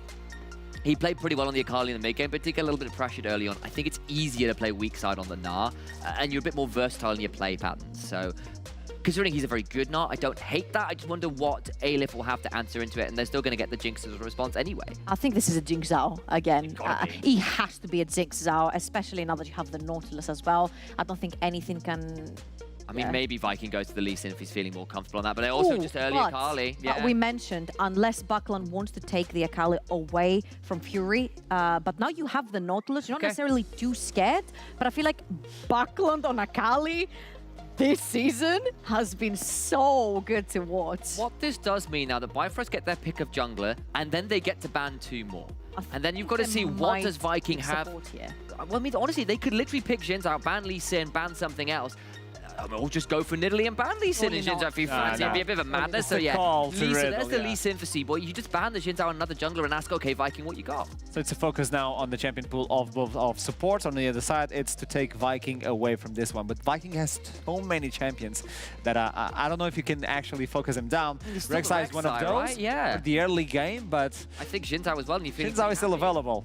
I think you're pretty happy playing Trundle into this team. That Yes, you are. Like, pretty true, You've actually. got Aphelios down the bot lane for Bifrost. You can visit that lane so many times. Having the Nautilus and the Jinx down there with a Trundle, like having immobile carries is like what Trundle thrives on.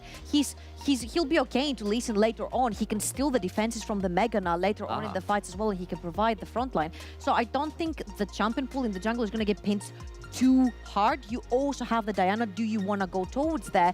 But they felt like the hard ganking junglers for Viking is better to take those away, the Jarvan and the Rek'Sai, and then leave open things like the Xin Zhao or the Trundle. And I think this has got to be like another Xin Zhao. Like Jinx Zhao is like the It's best screaming, combo. yeah. And when we've seen what looked really, really good Viking, it's not just champions that can gank, it's champions that can engage team fights or start picks. That's really true for Volibear and Jinzao, but things like the Hecarim, the Jarvan, are much more towards the I can start a team fight, not just go in. Jinzao's, yes, you're not bad in terms of damage, but you're less about pure CC, and that could be a little bit of an issue. The Leona gets through, and obviously that's after a couple support bans. I think Duel's pretty happy with that. What do you have now as a jungler you want to look for, Viking? I mean, Jinzao's the obvious one, but maybe they're feeling happy to play into it. I'm looking more towards Aleph, what Aleph wants to play. True. Yeah, you got I'm the looking at counter Aatrox here. Flank with Camille, Akali. maybe. I don't think Camille is going to be the answer here. I like played it it diving in like the the back other line, but I'm day. thinking this is going to be either probably a Gragas or maybe an that, doing a Aatrox special. situation here. I think Aatrox is pretty fine playing into the Gnar. The Gragas is also pretty fine because he gets tanky later on to play into the Gnar. And you also have like 3 melees diving in, and having the Everfrost onto the Gragas and the peeling is going to be like, I think super useful for the team. But they're If they gonna pull a put the Bifrost. Akali top lane again. Pull a It's a Bifrost. thank you for the idea. Let's bring the Akali, let's bring the Ahri, and now Fury knows how to play It's against a double this. dive. It's a Yeah. double dive assassins in the backline. I don't mind it at all. Like, it's been a sort of semi-answer into Gnar for a while This as is well. lovely. Versus Akali, versus Zari. This is dreadful. The Uno reverse. What I'll say is that Veigar Gnar is really nasty because you can literally slam people into the wall. Really lovely on that front. Plus, you've got between Event Horizon and the Sentinel turret, and then Leona, so much zone control, along with people who can displace you into the Veigar cage.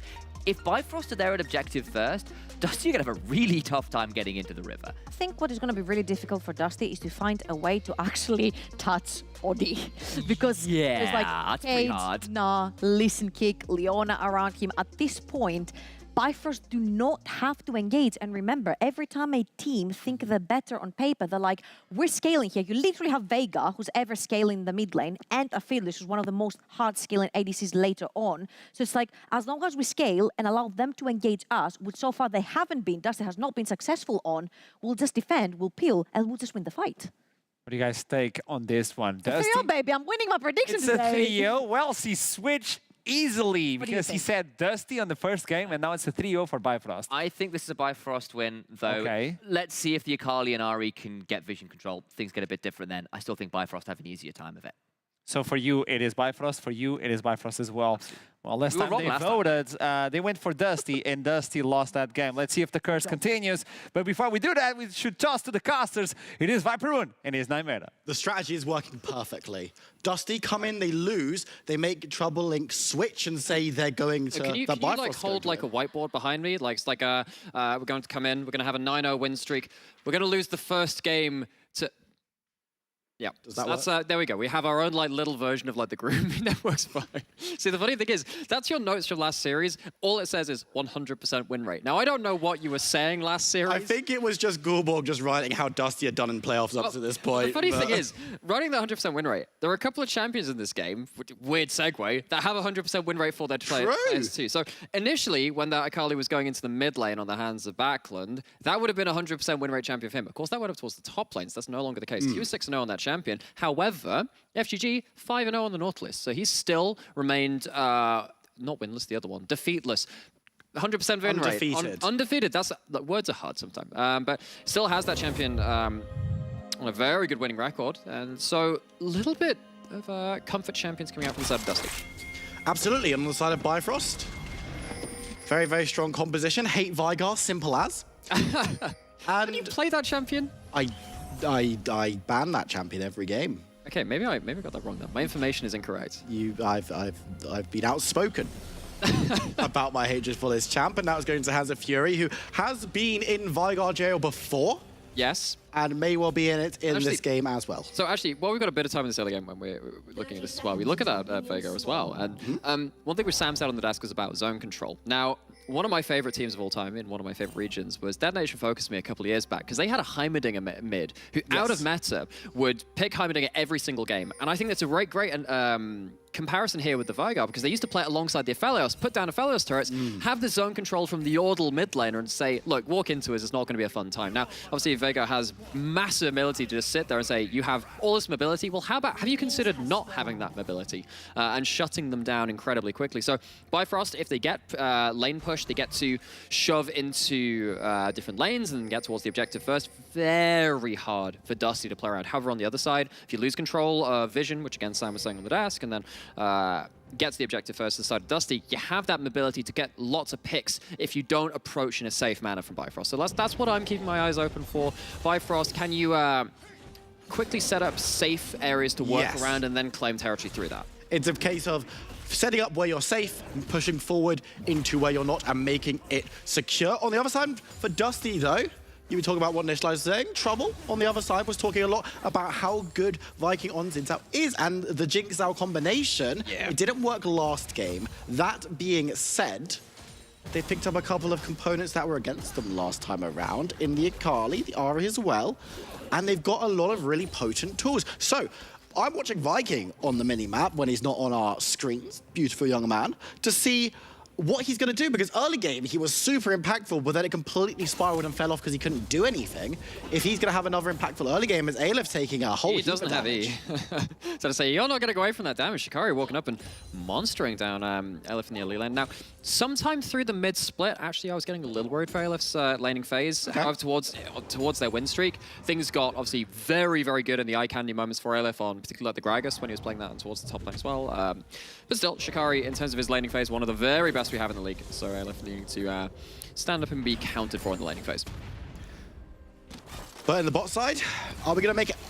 Are we brave enough to make statements about if there's going to be action down here? Because last game, the team's completely baited. Oh, I'm not brave enough for predictions. So we're just going to, you know, these lanes exist. It is a very similar look to what we saw last game with 2 engaged spots. Yeah, we're like one step better than object permanence, where it has to be on our screen for us to acknowledge it. Like, even when it's just off screen, we say, okay, technically it exists, but we'll wait until it becomes a little bit more relevant. And this game has already been such a more chill early game. We talked about Dusty exploiting very early into the game, in the first 3-4 minutes, getting kills all across the top side. But speaking of that, might see something in the mid lane. Charm from Backlund, C-Boy diving through it. It's the flash having to be met very early, and this is a pre-6 Ari. It is, and so this is the duality of the Ari Veigar matchup, where if you get control of that lane, things get awkward. Oh, but things are a bit awkward for Odie. He's taking damage, has the flash away from the Ignite, but now Duel's going to turn around and get CC himself, and in the top side, the flash is going to have to be blown by C-Boy. As Viking goes aggressive, it looks like Dusty want to print their authority on this game. Okay, Aleph coming up, so it's Backlund. I saw it, it's first blood Aleph. There we go, so I was wondering if Shikari could come and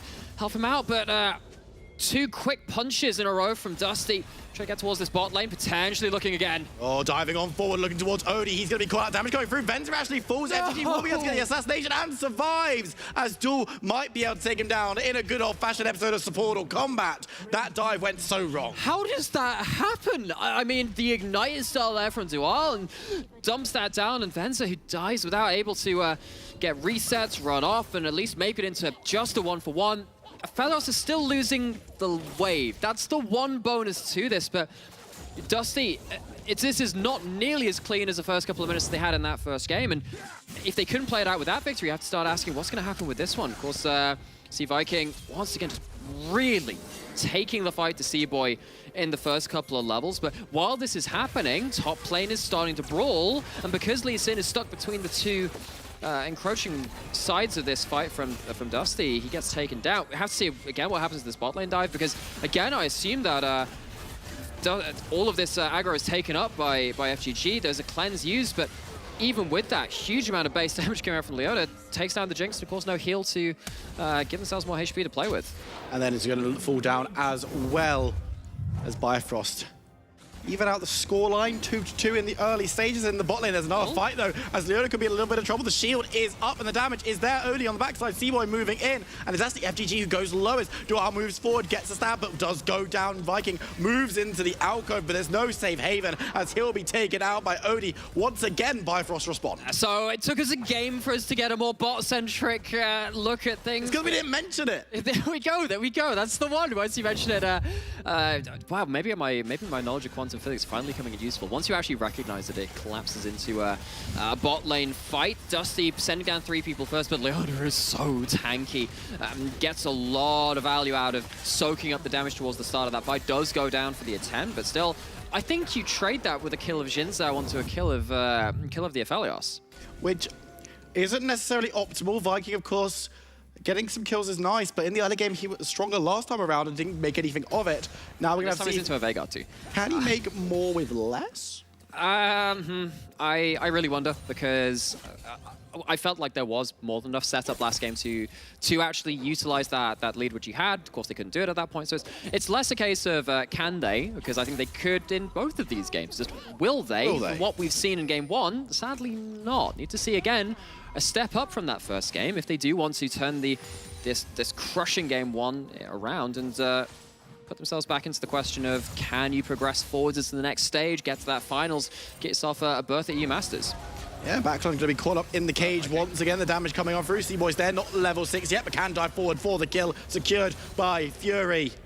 It's really just that straightforward. It was, but I feel like Viking was in position to respond and took like an extra second to turn around and get to that fight. Was heading down towards the river, and either way, Backlund pushes up, was in a risky position, needed Viking to be there, and whoever called for that play is left with a bit of egg on their face.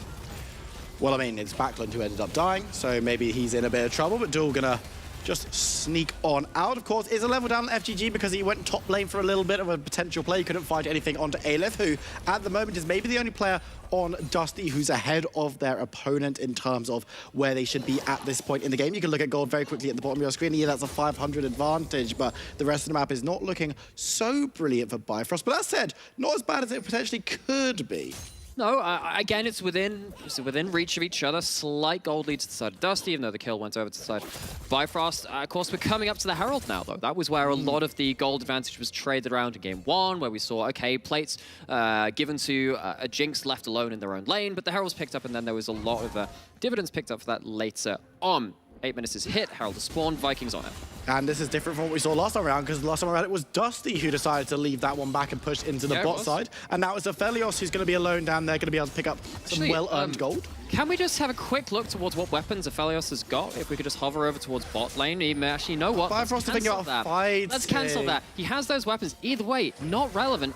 It's got Infernum and Severum. Because if you have yourself the Crescendum, those turrets shred. He's staying in bot lane. That'll change out those FGG plates. going forward. Chomper's down as well. They've caught onto Leona, caught in the cage, just flashing away from the ultimate from Venter, but he's still moving forward. Backland there as well, diving in. That will be one, and they've got themselves the Herald as well. Okay. Nice play from Dusty. How much can Aphelios get bot to respond? Well, that's because we're looking at these weapons. You think, okay, you have yourself the Severum and a Crescendum, or the turrets to drop down. You kill turrets a lot quicker. As it stands, it's one plate. Maybe if you organize your weapons a little more efficiently towards tower killing, that could have worked out. But you can see, because Odie looked to walk up towards River, I wonder if there was a split call, actually. The body language would suggest that, potentially looking into get themselves towards a fight rather than say towards the attack. Either way, Bifrost not getting great value from the immediate response, losing a kill, losing the Herald, so they're going to lose the long-term impact of that play too.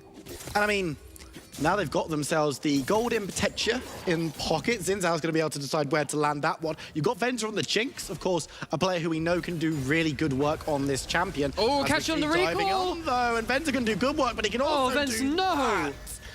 Venter, why? Oh, I mean, I get that he's so far back in the lane, and you get that the Aphelios is showing on the midi wave the other side, blah, blah, blah. You think, okay, surely you're safe at this point, but I don't know how much to really throw that onto Venza at that point, but there have been a couple of times now where, oh, Shikari's now on the bad end of a trade. Yeah, gonna get hit by the Ignite, the damage coming through, but Aleph not able to secure the ultimate and the kill as Gnar dives back. There's close run thing on the top side, sadly not able to even up a map-wide 1-for-1, I suppose, between the two teams. And again, Venza had a rough game one, caught out at a lot of different points, and we thought we'd done away with that narrative after week 5 or so. He was struggling in the early split, dying quite a lot. He really turned around towards the back end of the split, but struggling once again here. I'm concerned because we saw this a little bit on Monday. Even though they 3-0'd, there were a couple of times where Goldberg would turn to me and say, why is Venza there? And it'll be like, no. The question is, why is Venza's corpse technically there? because he right-clicked there and he eventually, his character model arrived at the location. Well, occasionally he'd been dragged there by CC. Occasionally, yeah. Crazy how that works. Something that's very interesting to note as well in this game, as we just saw, the first Dragon secured by Bifrost. That's not any hot news because they got all 4 last game. The hot news is it took them almost 11 minutes to do so. And it seems like Dusty had a slower early game this time around, but if you look at the gold lead at the top of your screen, you look at the momentum meter, the analysis seems to be, they're still doing pretty good. So, do I agree with that? I feel like it's pretty even there. Analysis in the back room. I feel like it's fairly even, all things said and done. I mean, you do have, okay, now in fairness, you do have a slight lead in terms of CS, in terms of the AD carries still. Akali getting a kill is always a little worrying. But I feel like if this game isn't accelerated too much from the side of Dusty, it's going to... Enzer in trouble, caught out by the Leona. The ultimate coming up for her as well. He's rooted for ages as he has to run back towards the Leona. But now she's in trouble. The ultimate will land, but it's not going to get the kill. The charge comes through. Doesn't take the tower, but a couple of plates go into the bot side. As in the mid lane, it's another cage. There's more damage coming through from the Vigar. Flashes forward, can't find rage for the ultimate. So Ari survives. Ari survives. It is going to lose the ult, but taking away the flash from the Veigar potentially gives another option later on. So it's not going to be the full first turret taken with the Herald. It's still 4 plates down from that bot lane turret. However, because C-Boy's hanging around in the area, it might not be the end of the story yet. GFGG going for it. Odie flashing back. And FGG, again, reminder, undefeated on this champion this split, looking to make one of those engaged plays yet again. The role which he's fulfilled over so many games for this team. Might have to find another big play on the turret here again, though. C-Boy. C-Boy's looking to try and get a dive through, diving away from FGG, decides, hey, going on to tower against the Nautilus, probably not the best idea in this situation, and does manage to move back with Venza once again, taking a beating, and this time around it's just because of the damage that comes out of Aphelios. Well, you have those chakrams stacked up, rather, and you hit them with a moonshot from the Calibrum, and things get really, really dangerous. Of course, Venza on a low level 8. Jinx does not have much of a HP pool to speak of, and now with the correct tower killing. I was going to say, look at that. Odie gets to really shred through this plate, so it takes him a while to get to it. It's not actually at the actual death of the Herald where Bifrost respond in kind with bot lane pressure. Oh, Backland's caught. Yeah, he's just very dead. He had a flash, chose not to use it. Popped the W a little bit late too, and didn't get the full duration of the move speed. Maybe didn't understand that Bifrost were moving so many fields to the mid lane, but Backland gives up a bit of a freebie. Sad times there for Dusty's mid laner, and now 2 kills onto the Veigar, and Fury's feeling pretty happy about things. And this is the thing, because this Veigar is very strong in these early stages. He's not going anywhere. The tankiness is going to start coming through, you've got to imagine, because you get so much intrinsic stacking up. It's very similar to the Rise, as it were. You can go for those slightly tankier items, get yourself some mana, get yourself some I'm actually damage. interested in what that tier is going into. If you mention that, it's like, oh, is there any chance of getting a Fimble once you're saying, haha, shields from Cage? I doubt that's going to be the case, right? Because you're likely going towards the Seraphs just to be like, more CDR, more cages. This is a secret, it's Mura mana. Never say that again in my presence. You look at me here, Will. You never say that again. You're out here like, oh, AD Ari, that's so fun. Mura mana and Veigar. No. No, it's absolutely forbidden. Just as apparently Shikari is now forbidden to enter this top lane. His top lane has been requisitioned by the duo lane of Bifrost. And that now is going to waddle his way down towards the bot side and take over those lanes instead. Viking just hanging out, being a little bit more aggressive, but there's no one to aggress on. It's got to the point where ganking any of these lanes is pretty difficult for Xin Zhao, because the early stages where you can go in and scrap, and that's what he did. First game very well, second game a little bit less well. Backland has to flash away from the Veigar, but he's been doing it out all game. And if you're going to permanently push into the Veigar, you need... I mean, wait, hang on. Did they actually see C-Boy coming around there? Because Viking was in this... Genius! It's one auto, it's 2. He's caught out, he's on autopilot, and he will fool Viking. I don't know how he made that play work. I have no idea. I guess because C-Boy just walked through that area and thinks, well, we just got a free flash out of it. Surely they didn't see me coming. Well, he did on the way back out, and it's a freebie in the other direction. Seen a couple of them giving up. Actually, fairly sloppy around, playing around vision, both of these teams in this early game. Now we reached the 15 minutes, and oh, C-Boy comes in straight through lane. I actually didn't realize if he came through the Raptor pit side of things, but there were lots of wards down there. So either way, C-Boy goes back towards his top side, try to make his way back up towards his duo lane, but doesn't realize that there is a lot of Dusty members in that top side jungle and goes down fairly easily. Viking was hiding, and he is able to pick up the second Herald for himself as well. So, my question to you, Mr. Nightmare, as a... Is it a difficult one? Can I do multi-choice? As a scholar of League of Legends. Okay. Viking had trouble, and Dusty in general had trouble breaking down towers to make their lead stick. They haven't really got themselves a super hot lead this game. In fact, they're at a deficit right now. Is the second Herald going to be able to paper over the cracks a little bit? Aleph doesn't manage to find the dragon. It's going to be secured by Bifrost, second of the game, but he is moving forward, trying to make this play stick. But there are so many members of Bifrost he doesn't have a flash. and they have so much zone control. This is what Bifrost want to do to you, and they're going to pick up the first kill of the fight. FGG moving forward, taking a beating, managed to get some damage onto Tool, and he will fall. But Bifrost could look to turn this fight around. Venter takes a chunk. Ouch. And has to run away. C-Boy moving forward will land onto the Nautilus, but that's not really the priority target. Dives through regardless, getting some damage down. The cage stops with his tracks. His Fury securing a second. Don't engage into a Veigar and a Leona. Oh, they try to pick up something because they think, okay, look, we've lost one kill. They've used some cooldowns. Maybe we can turn this around before they come back up. And they do get the 1-for-1.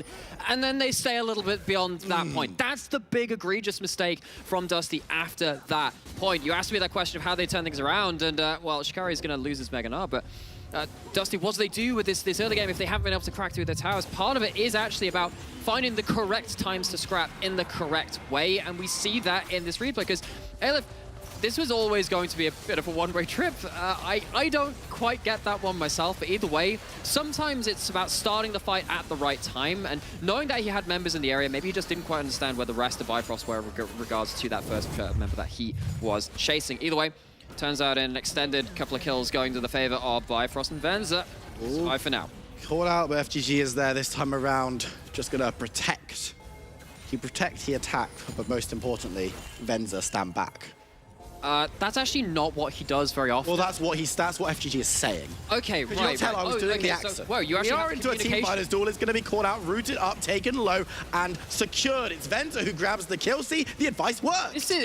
This is just a coin flip of who's running into the enemy randomly next and getting caught off a vision, because it does feel like both these teams are choosing quite strange times to just be like, let's group 3-4 people together and see what we can do with this. And neither team is actually responding to that effectively well. They're not expecting to run into this amount of enemy team members at these points where they are getting caught. But after all that, we are back to pretty much even gold. Mid lane tower now falling to the favor of Dusty, so they have their own one tower up there too. See if they can transfer that into vision control themselves. You already see those blue wards starting to litter parts of the enemy jungle. But what's that actually going to lead to at this point? Because Bifrost to back out onto the map, we can see a lot of resets coming through from Dusty. Can they actually, can Dusty hold on to that vision advantage? And if they hold on to Vision advantage, what can they do? What does Vision really achieve for Dusty in this situation? See champion, kill champion. Okay. That tends to be what they do with this comp. It's like, sweet, Akali, you can jump at someone right now, as opposed to running into a cage and dying. Members. That one's less good. But Ari's doing a similar thing, Jin Zhao's doing a similar thing. And most importantly, if you don't see Veigar there, you're fairly happy, as long as you either see Veigar on their own or you see someone else without Veigar nearby to cage you. I think that's what you're really looking for. You're looking for the information to be won so you can use your mobility and your skirmishing / assassination potential to really start picking apart Bifrost as they're starting to move between areas of the map. I think that's what we're looking for next. So keep an eye out for that. And whether that's actually up around big objectives. Of course, we don't have the Baron up right now. Dragon's coming up at a similar time to when's that spawning, just an extra 40 seconds after that point or so. So let's see if Dusty can keep that vision line up and whether Bifrost can keep themselves safe when they're wandering around different areas of the map. And if they are going to be brave enough to go into areas that don't necessarily belong to them right now. There's like bits on the minimap where it's just like, here be dragons. Well, there's one very specific area that's got... Oh, yeah, besides the one bit where there are actually dragons, yeah. You can only get dragons if you've got Shyvana. Right. Watch NLC Division 2, kids. It was wild. Aurelion Sol is not even as much as the champion to be called that right now. Oh, yeah, it's also not much of a support. He's getting caught. He's still caught out once again. Very, very tanky. A lot of CC's been thrown down, though. I think he'll be left to the Wolves as another kill is secured. And it is Duel who's been the target. Leona not necessarily priority, but Dusty are making it work. I was about to say, this is, I mean, I know that buildings have support structures. This one seems to have a couple of cracks in it as Duel's been caught out 5 times in 20 minutes. And again, you feel like these engaged supports really are going to be just biting that bullet every time, just hoping that they can get a moment to buy their carry some time to some space to farm and to get XP and to get onto the map. But it does feel like both these teams are erring on the disrespectful side of that, and they're getting pulled apart very easily for my liking. Got 20 minutes on the clock. Of course, Baron is on the Rift right now. Neither of the teams necessarily going to be wanting to try and brute force it, but when we're talking about people who want to control Baron area, hey-ho, Bifrost. Also, the fact of the matter is, if you're Dusty, you think, hey, we're going to start this all up, your magic resistance gets shredded, and then suddenly 219 stacks on Veigar looks very, very spooky. And they are looking to control areas of the river, but you see Bifrost, they're like, wait, how many people do we spot over there? Not all 5 of them. If Akali gets to the backline, things get really dangerous. Now, there is a death cap on Fury coming straight into this, but again, Dusty have members on either side of this fight. They're not making this a one-directional affair. I mean, Alef's going to try and dive on through, but the real fight's in the river as Duel once again, the one caught out. Oh, Carly needs to be careful as Backland moves forward, lands the charm, but it's not a priority member as Alef's in trouble, gets soloed by Shikari. C-Boy dives through and though, but so much work being done by Odie, who's going to step forward but gets caught out and removed. Now Duel's in trouble, doesn't get caught out the first time, but has to flash the wall. Backland follows with the ultimate and should be able to get the kill, flashing away from the Gnar ultimate. The wind becomes lightning for Viking, and he's going to be able to secure that one. Dusty somehow won the fight. Oh, Winter Lightning, ashes to ashes, dust to dust in this team fight as Dusty very, very barely come away with a team fight because Aleph was dueling Shikari on the side. That did lead to Akali dying, but there was no big Mega Gnar to stop Dusty from running over the rest of this fight. We saw that Jinx got a lot of damage down, but I'm interested in seeing what the heck happens with this Veigar, because Veigar is half health very, very quickly. Jin Zhao has no damage chunked into him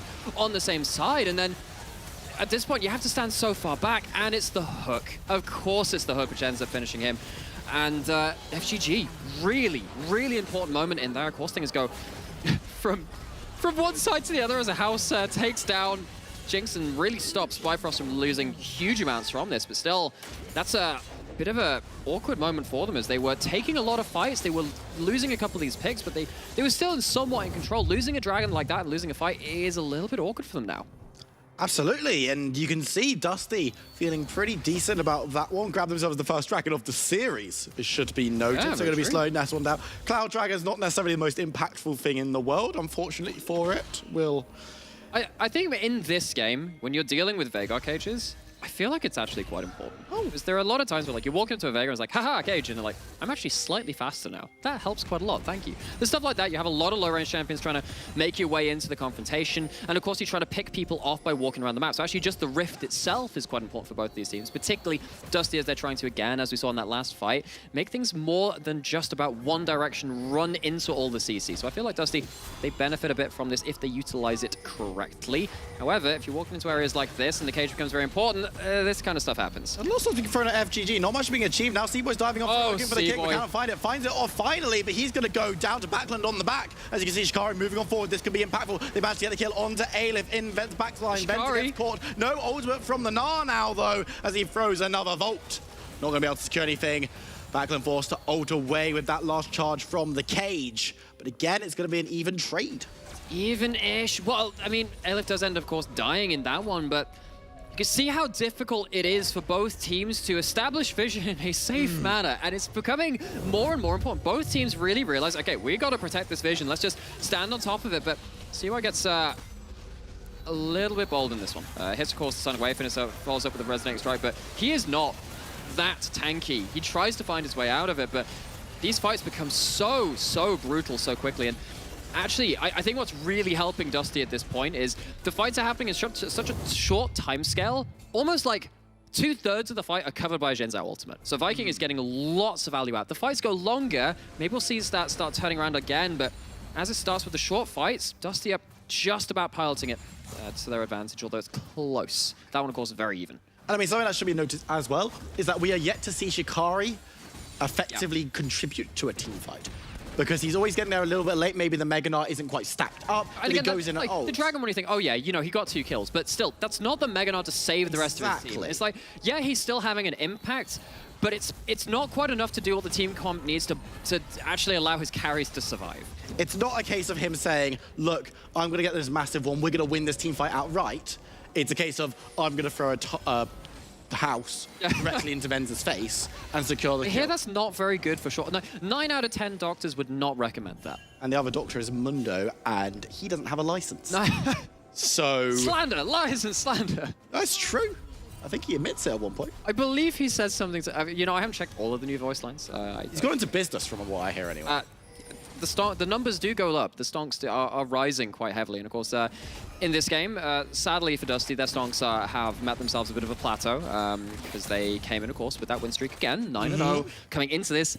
And they got completely thrown out the window by Bifrost in game 1. And it was not pretty, and it was a bit of a slap. But in this game, the actually, credit to them, haven't fallen apart. We were asking questions of them saying, actually, how do you come back from a victory like that, or rather defeat like that, and come back on and show a good game? They found some way to do that. Mental hasn't fallen apart in this one. And they're still, again, competing very, very closely.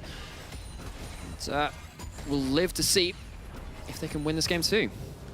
And honestly, things are looking fairly okay for them. We've got Dragon at 40 seconds, which will probably be the next battleground. Of course, Baron's on the Rift, but again, brute forcing it is not wise. And I think both of these teams, of course, 2 of our top 3 teams here in the NLC this season when it comes to playoffs. One of them going to European Masters, one of them going home with nothing, asterisk. They probably will get something, but not a European Masters. It's not quite the same level of prestige, we'll call it that way. I mean, and as much as, actually speaking of that, again, a lot of the players on these teams have been to European Masters before. Actually, last split, we had C-Boy from Bifrost, D2K, their coach as well. They were over on Matchco, I believe, so they were there last split. You had Odie and Zuol, both hanging around on different teams too. And then we've had people go to, you know, different 2019 splits as well, a little while ago. But all of that's being said, Baron was started and pulled off of as we had a quick story time. Luckily, it didn't come to a head, and got ourselves again a bit of a lull at this point. Yet, I think maybe teams are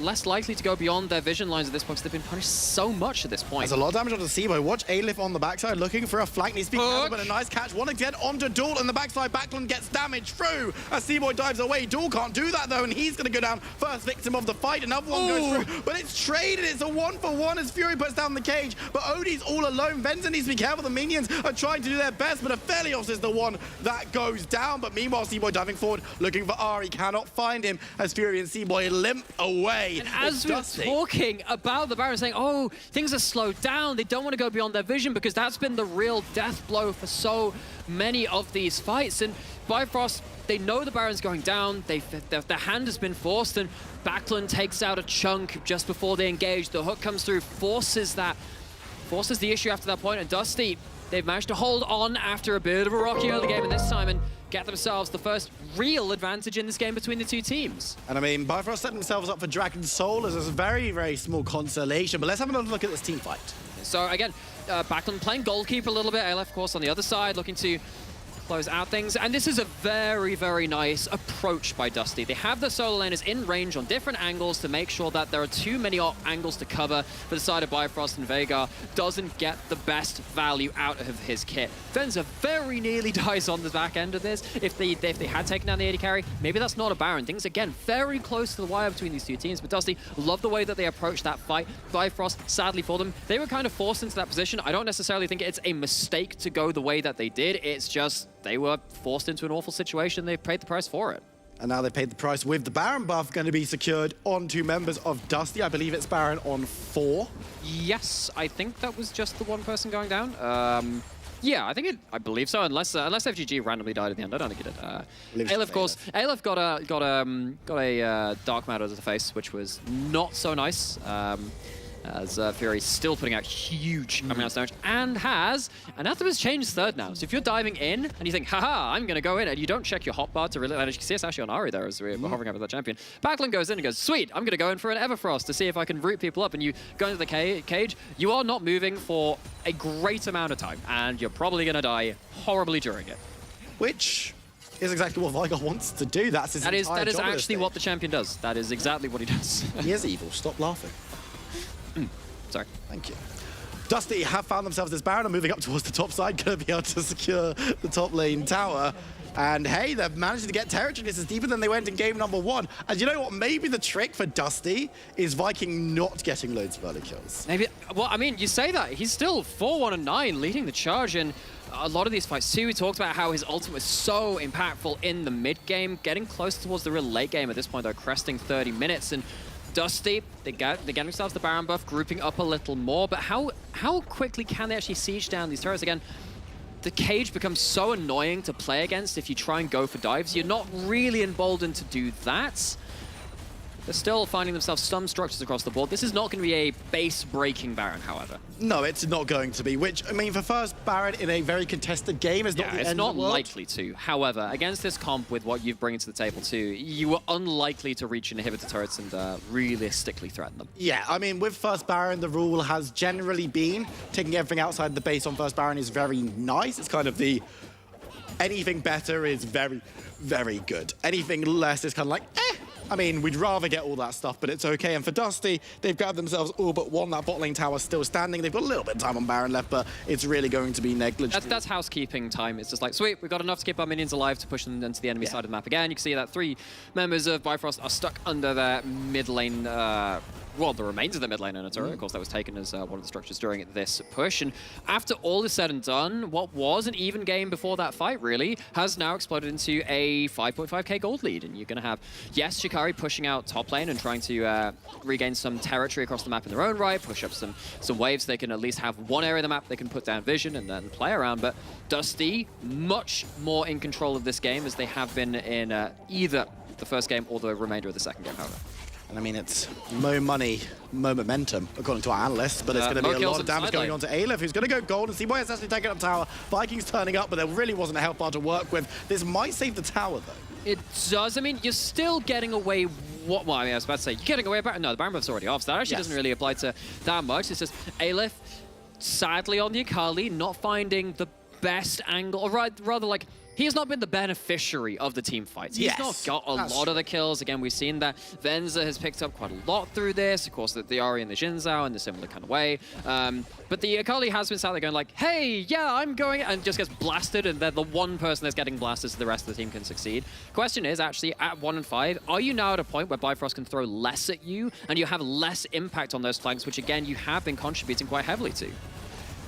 You got to feel enough fights in the offing now. You got Dragon up in 20. It's Soul for Bifrost, and as you mentioned, it's very, very nice to have against the Vigar. So you can't. Vigar's team definitely wants to secure it. FGG off to the side now. He's pretending to be Carly, looking for the flank. Well, this is a pretty nice flank. I like this one. Question is, of course, what are the targets you can actually find, and can your team follow up in a timely enough fashion? ALF channeling the teleport will be seen. It's on that vision ward. You can see that was in Fog of War.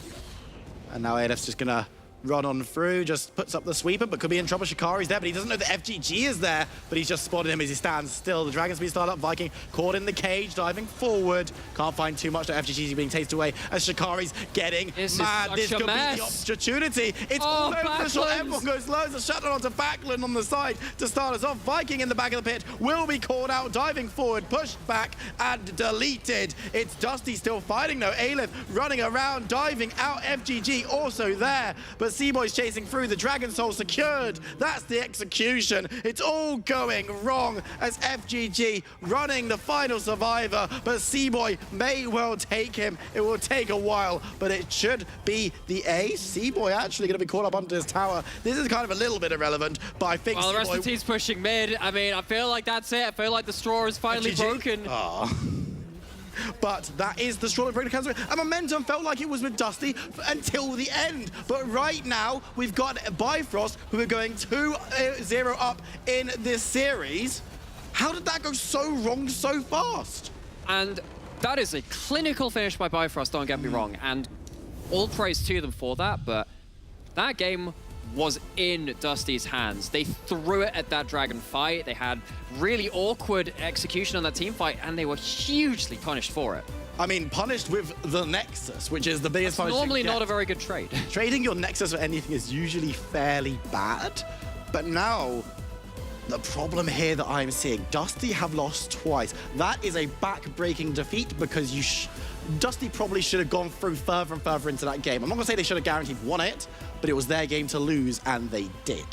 Problem now is, we haven't seen them go 2-0 down in a series. Well, we haven't seen them go 1-0 down in a series. Again, like, we're just doubling down on this continual issue of they've played well from leads, they had the streak, but it always leaves that question open of what happens when you're on the other side of that. Now, this was actually a fairly decent response. Again, I feel like they were in prime position to win that game. And then in that last fight, we saw Ari dash into a Vigar cage. We saw that. Nah, 1v2 the Akali and the Nautilus, who are two incredibly important people in terms of shutting down that backline. And Dusty had all the wrong chess pieces on all the wrong places on the board.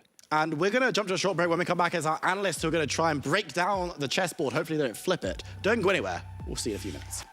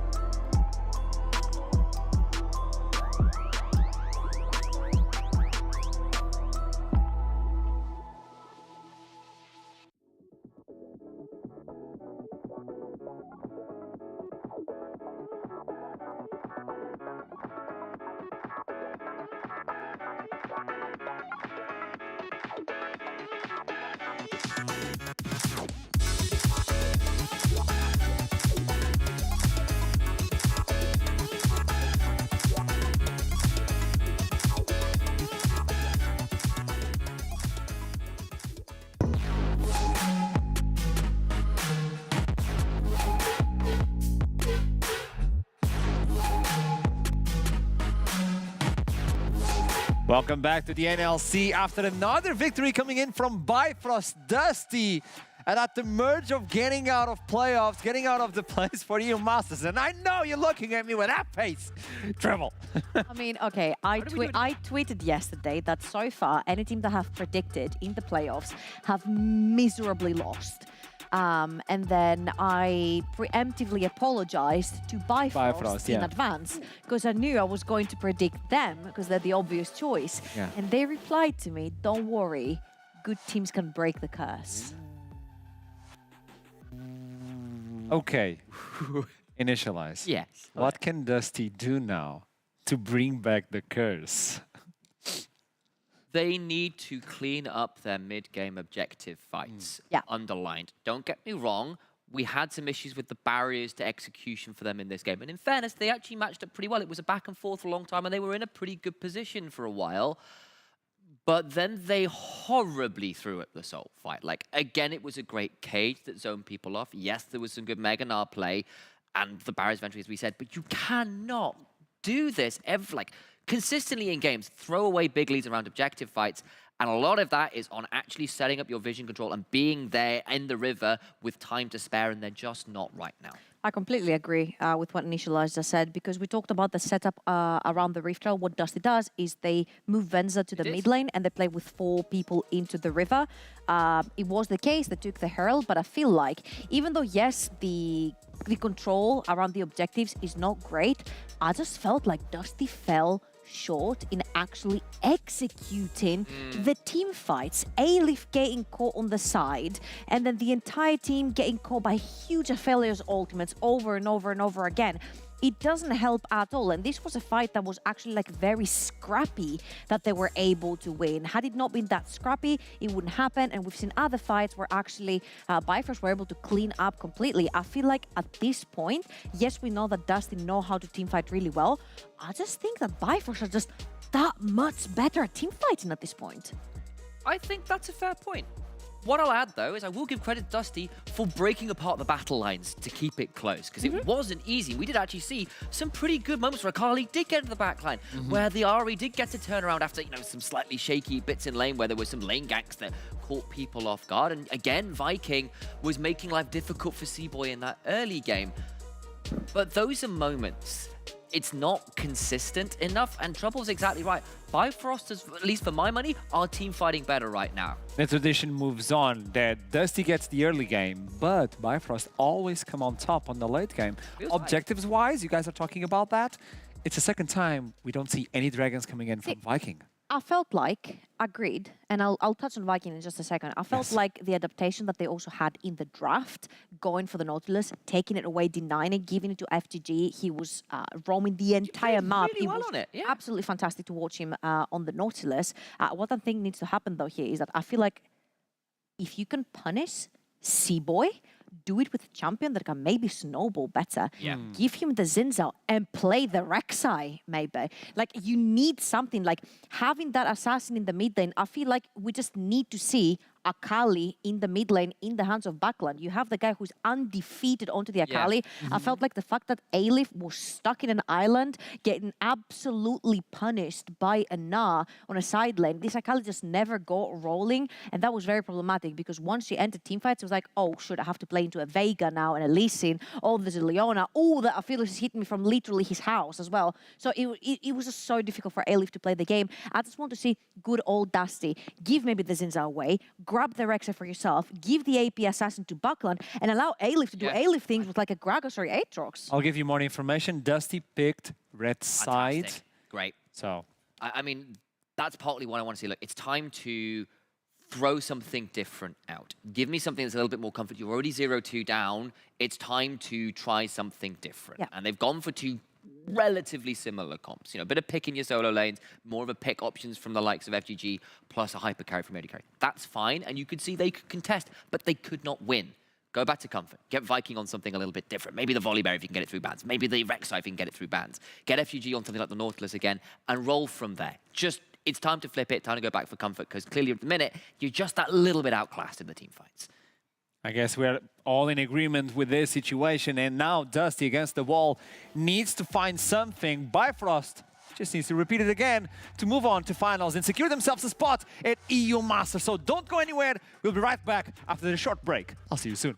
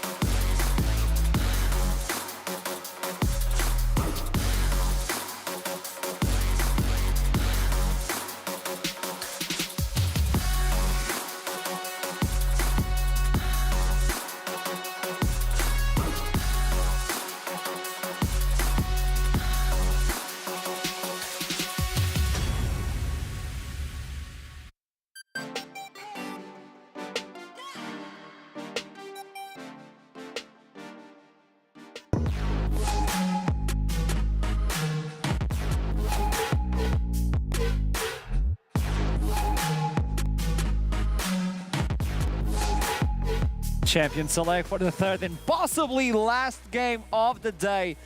I don't want a 3-0, but it might appear here. Dusty versus Bifrost. It's looking grim for Dusty. Same ban supposedly, but if Volley escapes the banning phase, we're both pointing at me. I'm kind of scared. I mean, it is a different side of the rifts that might allow some different champions through. So that's, you've got different priorities on blue side, right? And I need to see, like, yes, you got a strong early game, but please, for the love of God, find a way to play these team fights better. Like, draft towards it a bit more. Ban Nautilus. If you're Dusty here, I think... Just don't let it, yeah. I think Nautilus needs to completely get out of the picture here and just transition into something completely different. The fact that actually Dusty is starting with the AD carry bans as well, to me, it gives me like flashbacks to like the Is this a Caitlyn Lux game? Maybe you just do, maybe you just do not handshake. You let the volley bear through and you just freaking deal with it, right? Or you even first pick it yourself, because Dusty have already started banning AD carries. I think they also need to get rid of the Nautilus. You need to also get rid of Zeri, because Odi will play the Zeri. He will pick it if you don't ban it. So if the next two bans is Zeri and Nautilus, then you can handshake Caitlyn and Jinx. Well, the reason we're bringing this up as well is remember back when X7 beat Bifrost, it was off and off, just triple banning OD. Get rid of the Jinx, get rid of the FLs, get rid of the Zeri, switch up what carries are available. And honestly, that's not a bad shout, because for my money, Venz has actually kind of returned back to his earlier weaknesses. Okay, that's difficult. The Caitlyn ban is really smart, because you knew that Caitlyn Lux was the... I think that would have been the pivot if they had the option. No, this is very rough because both Zeri and Jinx are left available, and then the only S They're gonna tier, trade. the only S tier AD carries right here. So you have to either ban Volibear here or Nautilus. Oh, get the that's chance got to to be a Zeri trade. pick. Okay, that's got to be... Do you Zeri first? Because that is... If you Zeri Zeri- is so busted right now. If you Zeri first, Viking count. gets to take his Volibear away, right? And that's point and click into Is Zeri it as well. enough, though? And try to take advantage of the early game. I think Volibear is like a giga broken champion. This is why we see it banned the entire time. But then if you're playing like hard engaged, C-Boy's Viego has been banned every single game so far. They take it away. They're like, guys, remember, when Dusty was on blue side, they had to ban the Zeri themselves. Venza does not want to play the champion. So this is... Okay, he's going to try it. This is like the most clever thing that they can do. They take the Volibear away. They're like, we know you don't necessarily want to play the Zeri, so even if you peek it, we're fine with it. They can send a Tam Kent. They can send a Tam. And like, you've got the thing with Zeri is really good if she can be uncontested in the laning phase and isn't into loads of like point and click CC. So things like Veigar make her life absolute hell because then your mobility means so much less. So I think the problem with like early picking Zeri is you can draft towards it, but it does warp the draft. Nasus Senna, do it. It would be hilariously good fun, and honestly, Wither into Zeri is actually really Zeri nasty. doesn't do anything versus it's Nasus, not fun. So I think the Senna is a really smart pick. Honestly, I don't even hate the Nasus here, so definitely think about it. Okay, so this is something that has been talked a lot, and we'll talk about it a little bit more extensively, I'm assuming, on cast as well. It's just the hover. So I'm thinking at this point it's going to be either Nasus or Tam Kent locked into the bot lane. Would be the I think dual Tam Kent is the best thing that I have witnessed in a while. Cho'Gath can work as well. But this can also be flexed into another lane, right? It could be Shikari taking the Cho'Gath up in the top lane, and then you're leaving your possibilities open. But think of the Nasus and think of the Tam Kent because they could be coming through later on. So part of the reason why you can often draft a Cho'Gath into something like Zeri as well is the Feral Screen, the silence, stops Zeri's Q. So she can't auto and she can't run away. The Lightning Dash, Lightning Surge, sorry, there we go, is not available to her. And then you can flash Feast, and it doesn't matter how quick you are, you just get one shot. And especially if you do get to farm here as with your other Senna, it's not a bad option, especially if you're locking in even more CC like something like the Volibear, because if both of you flash on Zeri and you both press R at the same time, she does just disappear. But now you're giving away Dusty the possibility to just hard engage. You have the Jarvan, you have the Nautilus as well. Zeri will be running non-stop unless she gets silenced. Veigar is removed. Do they have enough CC to deal with this? I just love the different speed in both drafts right here because I'm seeing a Bifrost that are playing pretty much the bread and butter, right? They've got the Senna down the bot lane. They have the Cho'Gath, which they can put onto the top side of the map as well. You're having Volibear, which in my opinion is one of the best junglers in the current meta, which is why he's banned all this time. And on the other side for Dusty, you've got Engage, Engage, Engage, Engage. You've got the Jarvan, you've got the Nautilus, you've got the Zeri. I'm thinking right here, if you want to, you can go towards something like the Galio to complement the Jarvan and locking down the, three immobile characters. So for like two, like the Senna and the Cho'Gath, you just both lock them in and then you CC them to death. I don't even hate something like an Orianna here. Honestly, if you want to go for the full teamfight wombo and something to help shield up your Zeri, it wouldn't be the worst thing here, but I mean, it does leave Fury open to a counter pick, so I'll see what they want to do. One of the solo laners is going to have the blind pick now, unless I'm scared for the Orianna versus Akali matchup. I know, exactly. That would be my worry. Honestly, I think the Ahri is safer. It makes a lot more sense in terms of it's more pick, and you can add it into the team fight CC you find. It's less gank CC, it's more team fight CC. I think that's a needed adaptation for Dusty, where they've been struggling a little bit in the mid game. I like Ahri right here because it's like Zeri really likes to push forward, but she also really likes to peel backwards, and I think Ahri can match her on that movement, same as Jarvan. So I feel like Dusty have created a pretty good composition for themselves. If they want to rush forward, they can. If they want to peel backwards, they can. And I feel like at this point, the more melees you have in your team for Bifrost, the better. Senna really thrives in having a bunch of melees in her team. She's the AD Seraphine. She creates so much room and space. And what do they want to play here? Because you can also go Akali here. Yeah, honestly, look, straight out, this is kind of an Exhibit A of the anti-Zeri draft. You have got so many ways to lock her in a cage. You literally Hextech ultimatum her, or you flash silencer. You've got lots there. Silas here with a lot of good ultimates. Depth charge into Zeri, which is stolen with AP behind it. I really like that. Also good into the Ahri. Versus the Ahri as well, yeah. I think the most important thing is not even that. We have been criticizing of how Fury plays the game and the fact that he's one of his two champions that he really wants to play, either the Silas or the Akali. I think it gives him a lot of confidence to go forward and play the game, right? So now he's gotten another ultimate that he can use to take someone out of the fight. Okay, so don't get me wrong, Dusty, it's more of a team fight comp. They've got Venza on this area where he can try and pop off. That's all well and good. And in isolation, not a bad draft. The problem is when you look up against Bifrost, I really like how Bifrost have drafted to answer that big carry in this area, and honestly, the Ahri as well. A lot of those champion skill and, like, power is in the mobility, right? And there are so many ways to make that mobility impossible to do around team fights. Tell me who's going to win this one then. Bifrost. It's a 3-0 for you, okay. I know you see the future. I don't know what's happening, what buff you got, but what is the future on this one? 3-0, the curse is broken? The curse is broken. Well, let's see what happens. Bifrost takes this one day, gets himself secured for the EU Masters versus X7 on finals to fight off versus the NLC Spring Split. On the other side, Dusty needs to gain momentum. It's now or never. It's for the casters, Viper and Chimera. So, start of the day, Trouble did their thing where they film a lot of TikToks. And they, you know that I had like my Death Note notebook and stuff. Well, they used that to say some things about certain LFL teams, and you know, we know how that goes. But I didn't realize that, so I have a second edition of it now called the Magi Soul Stealer. It's my personalized version. I opened up my notebook today, completely blank notebook, and it did just say Dusty in there. So I don't know if someone's stolen it. I don't know who's done that, but Trouble, I'm watching you. Don't worry. The reverse sweep angle is on because I refuse to live in a world where you could fit all the playoff casts I've had. Oh, what the heck? What? What? Soft touch, my dark liege. What's happening, buddy? See, this is where we differ because it's Michael. It is Michael. No. It'll always be Michael. Have you ever seen a regular duck make that a variety of noises? I mean, I've never seen a duck. Have you ever heard a duck scream in abject terror like that before? Truly, it is an elder being. Well, no, but would an elder being be that scared? Well, obviously that raises the greater question of, you know, what's it scared of? And then you think, oh my gosh, that's terrifying. We don't have a duck champion. Not yet. That can change. Skarner rework's going to be crazy. Just listen up. But we are on to the rift for our third game of the day. Could be our final game of the day, potentially, if Bifrost win it. 2-0 up in this series, knocking at EU Masters' door. For Dusty, they're a little bit further behind. They're like, no, guys, wait. Stop.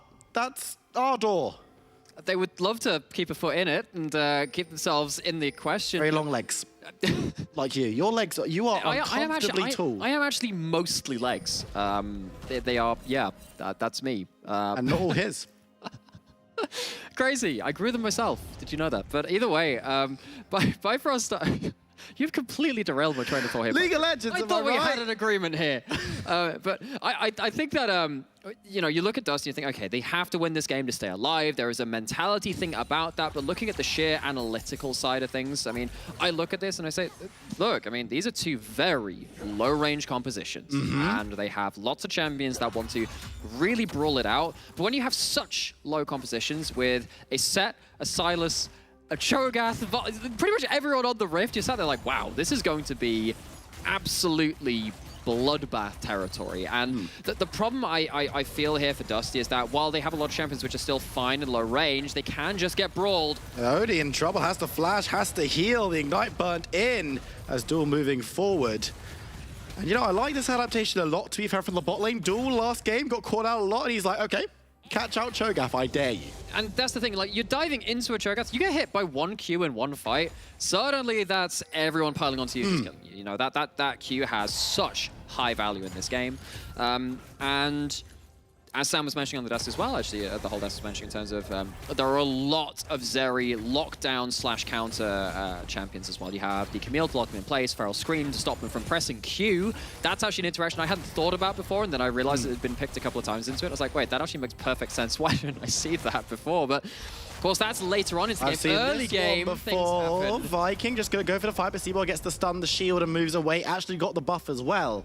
So Viking, for the first time, doesn't make this early invade work, but isn't done yet. Looking towards Shikari on the top side. Old Reliable. Teleport coming on through for the assist, though, as Backlund should be able to get something. Doesn't manage to get first blood, though, as Aleph running, retreating, as Fury arrives, gets chains in, looking for the fight potentially, but needs to be careful. It's 3v1, but the health bars are low. Shikari dives back on through, but a flash from Backlund and a charm gets first blood as Seaboy moving through. He's got a health bar and double buffs and is looking to grab someone. Aleph needs to be careful, flashing away, but not going to be able to do so for Viking, as Aleph also caught up. Big shield, but will it be enough? I don't know. The explosion in the charm lands Backlund on the back end of the fight, secures a second. For those of you playing Double Buff Watch, it's on Ari now. I very much approve, because this is the kind of fights that we're going to see pretty much the whole game. Low range, lots of CC, lots of chance to burst out. Venza needs to be careful, though, on the backside, getting caught out. Duel putting some damage in, but has the back away. FGG putting the anchor down. Not able to secure the kill. Exactly. Every single lane has mechanics to fight. Dusty go for an early dive. They pull back with that face breaker, chain everything into it, but Shikari still manages to slip out of the CC chain and come back. Now, speaking of chains, Fury maybe didn't want to take that one in, but still chunks out everyone. Slick flash away from the Ahri. Means that the microplay goes the way of Dusty, and honestly, most of this feels like just microplay after microplay. It's like, oh, that skill shot just about hit. Oh, look, there's actually an electrocute still back up on the table. That's what finishes off Seaboy at the end of this. Obviously, just before that, the set dies to just the last little bit of damage too, and again, both these teams coming in willing to brawl. Dusty down 2-0 though, and it feels like one of these fights goes badly enough and you lose all of these micro-mechanical flips, that could just be you dumped out of the NLC playoffs, dumped out of EU Masters contention, and Bifrost go happily onto the finals. Ooh, that's a very nice anchor, but FGG, that's not really a 1v1 you win, so just wasting a little bit of time and sending Duel packing. Backlund needs to be careful, moves up towards Viking, who's shadowing him out of vision. Seaboy gonna dive on through and just gonna grab the Rift Scuttle. Viking actually could contest this. Backlund is there with the double buff still, should be mentioned, but I think this one will be secured, but it's gonna be the chase coming on through. No level 6 from Backlund yet, so can't glide on in. And it's just going to be a small dissipation. I was using the W movement speed to maybe follow up on the Jarvan. Of course, Ahri Jarvan, one of my favorite combos for the champion, because you dive forward as the Jarvan, and Ahri's one of the few mid laners which has the range to follow up at that point, particularly with the resets you have on your ultimate. Also gives you a way out of that fight too, or to continue the fight. So I like what Dusty have in terms of getting onto a target and bursting them out. The problem is, you have to go through this no man's land, this minefield of Cho'Gath Qs, of Senna Ws, everything flying out to make it to the other side. They're going into a battlefield of their own under the top lane turret yet again. It's the same three again. It's 3v2. This time around is the Volley Bear that gets taken out, dunked down and secured. It's Backlund going back for Shikari. It's round 2. It's seconds. You know what? We're just going to call it dessert. It's taking a little bit of a while to come out the kitchen, but there they're going to pull the trigger. The knock up the damage is good. Shikari actually surviving for a significant amount of time, but Aleph, nice damage movement. And Dusty take 2. And this time, no teleport to respond from the Sylas. Now, Sylas is a great champion to respond to these kind of plays, but you've used that shot in the chamber. That's gone. You don't have any ammunition left on that. And this is so much chain CC. Now, I wouldn't have pinned this as just, let's dive top kind of composition, but Dusty, they understand what the pieces they have in play. And oh, look, we're fighting top again. Yeah, it's a dunk down. The Sylas is here now. Aleph, this time around, able to stride out. Yes, and Showstopper stolen by Fury. So just Fury has the ability to impact these fights and is very strong in the early stages of the games when they are low-range, brawly compositions. Turns out that play a little too late to be affected by anyone else. Fight under bot lane turret. Getting some CC down onto Duel. Venza moving forward and getting some as well. Seaboy is around though, so it will be a 3v2 if the extension is over-aggressive. And for this time around, Dusty do not bite. No, not right now, but what you need to stop worrying about now, or rather what Bifrost have to play around, they're going to have a center role very, very soon. And as much as this early game has, once again, kills being going in the favor of Dusty, much like game 1, that was where this happened, we saw how Bifrost have come back from that early game, came back from a mid-game deficit versus Dusty in the next game, and this one, they have the tools once again to play very reactively in a positive manner for their team in just a level's time when they have some of their globals starting to come online and the next round of teleports coming on the table. So Bifrost coming into a point where they can start throwing back some good punches. So let's just take stock of where we are just before the Rift Herald comes up, because of course that's going to be the next ground for contention. This game has been so much faster than game number 2. Of course, game number 1 was also pretty speedy, but that was only in the first couple of moments. This time around, both teams have been fighting, both teams have been scrapping, and there's no clear priority, it must be said, on that top side of the map, because the FGG moving up, trying to give Dusty the man advantage. But it could be anyone's game.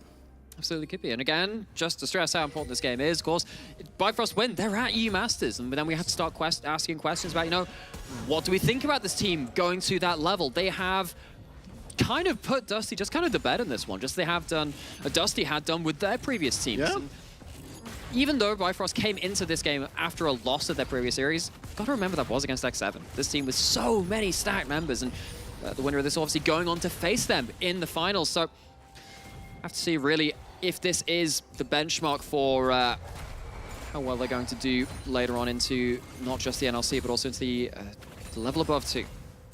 Viking able to secure himself the Rift Herald. Now the question is, can Bifrost get anything on the bot side in retaliation? There's 2 tower plates already gone. Looking for FGG with the chain, will be able to land it.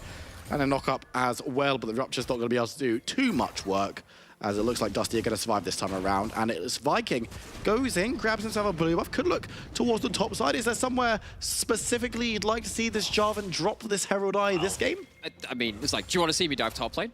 Do you want to see me do it again? They could just hammer down at that point. Of course, again, need to be worried about the center ult, need to be worried about the Silas TP. That's off cooldown, but you do have the Herald still. You have the Herald, and you can threaten that on the back of any winning play. So we'll be tracking that, see if Dusty can use that to increase their gold advantage. They're actually going towards the source of the global right now, potentially going towards Silas. Yeah, gonna just get one auto, just slap him on the way out, but not gonna be able to secure any CC or any real damage, as they could look to move down towards this dragon. Again, it's been a slower take. The first game we had dragons flying out of the window, but this time around, the first one has just taken flight. They do have wings, they can do that. Yeah, I hear that's actually an ability they have. Well, if they don't have wings, then they're just a large lizard.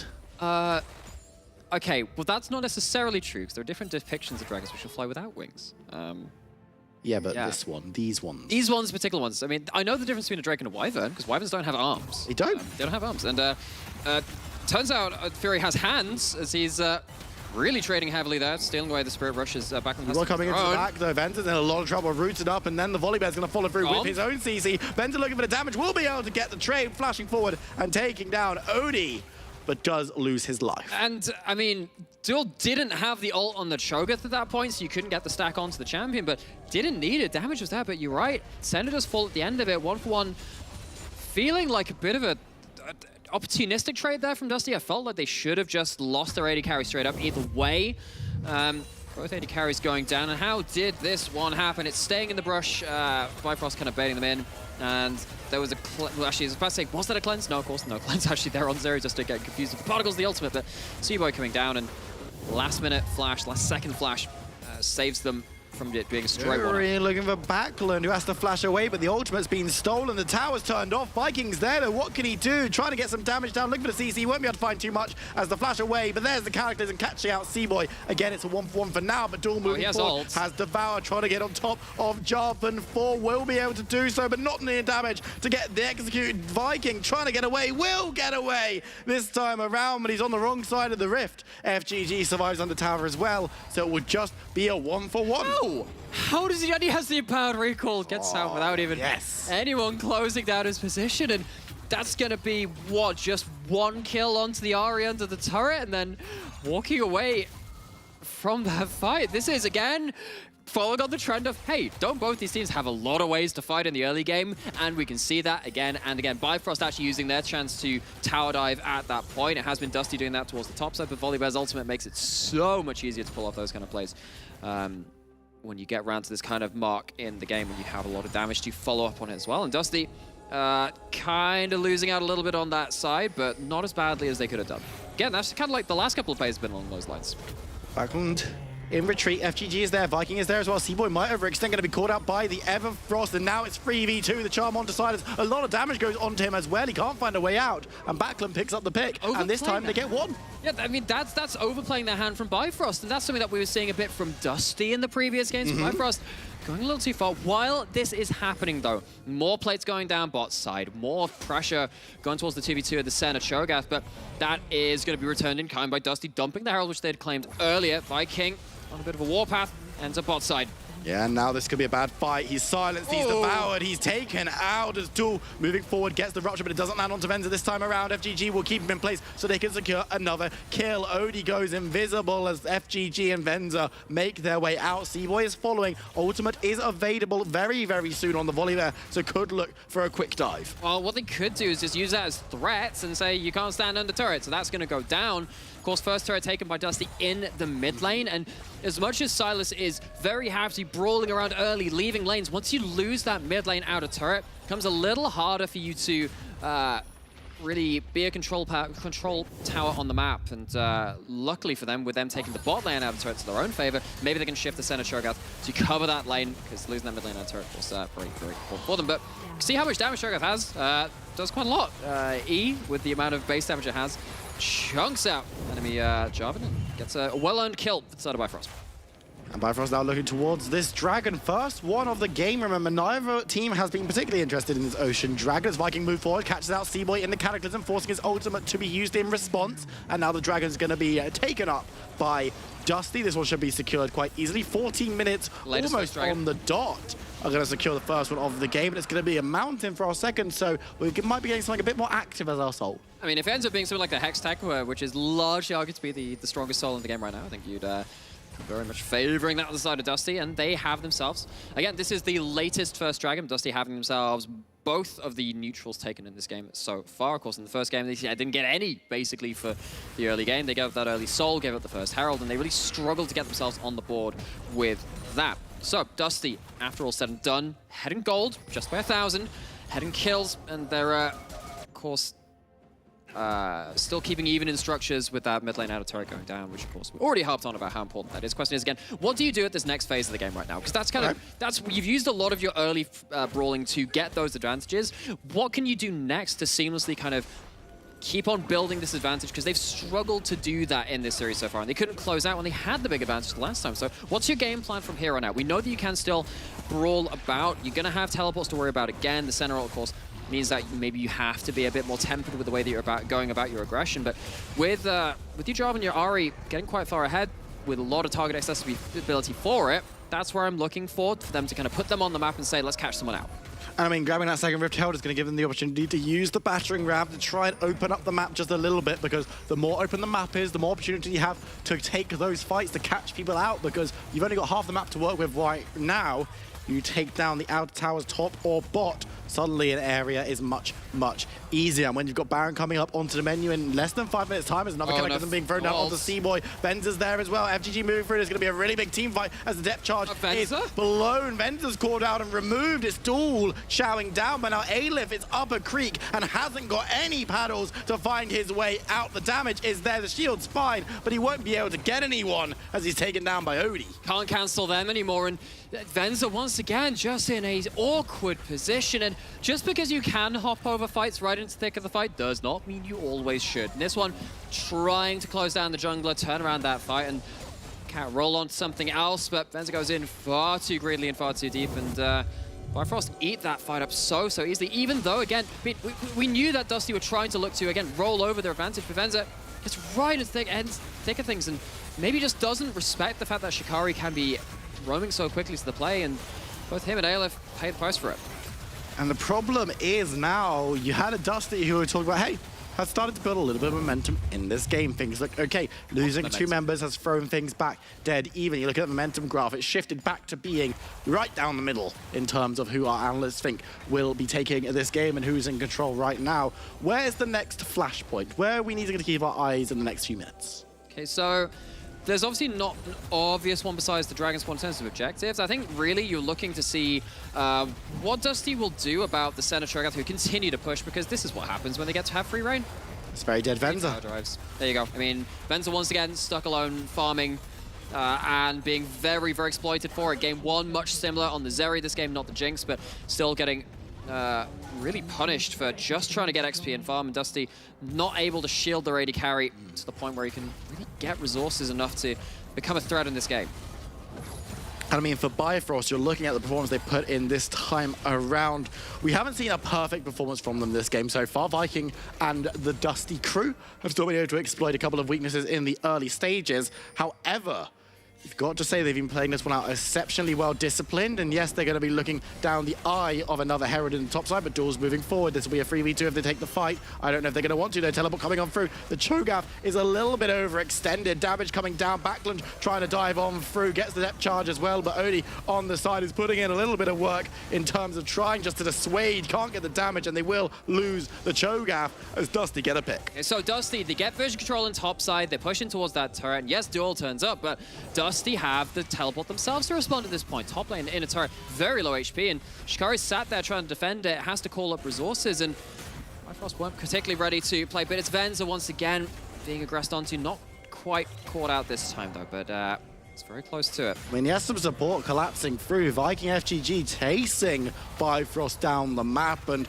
it's going to be a 4v3 if they pick this one up, but Death Charge has to be secured by Silas, which could be a very potent tool. Double teleport coming on through. Who are they looking for? They're going to grab FGG. It's a free kill. The Depth Charge is still in pocket as the ultimatum comes down onto Viking. He puts the Cataclysm in, tries for the duel, and will dive away, but it's going to be knocked up and removed by Bifrost. There's another clean fight as they grab 2 and move towards the spawning Drake. It is, and again, after you were saying, like, you know, what did Dusty do in this next phase of the game? They got vision control, they went towards top, but immediately, once again, they get overbowled and they get punished. W lands and flash ult forced away out of Odie, just finding a very opportunistic pick there. And once again, after just a couple of minutes of play, Dusty have a lead and it just melts away into the ether. And we've seen this one before.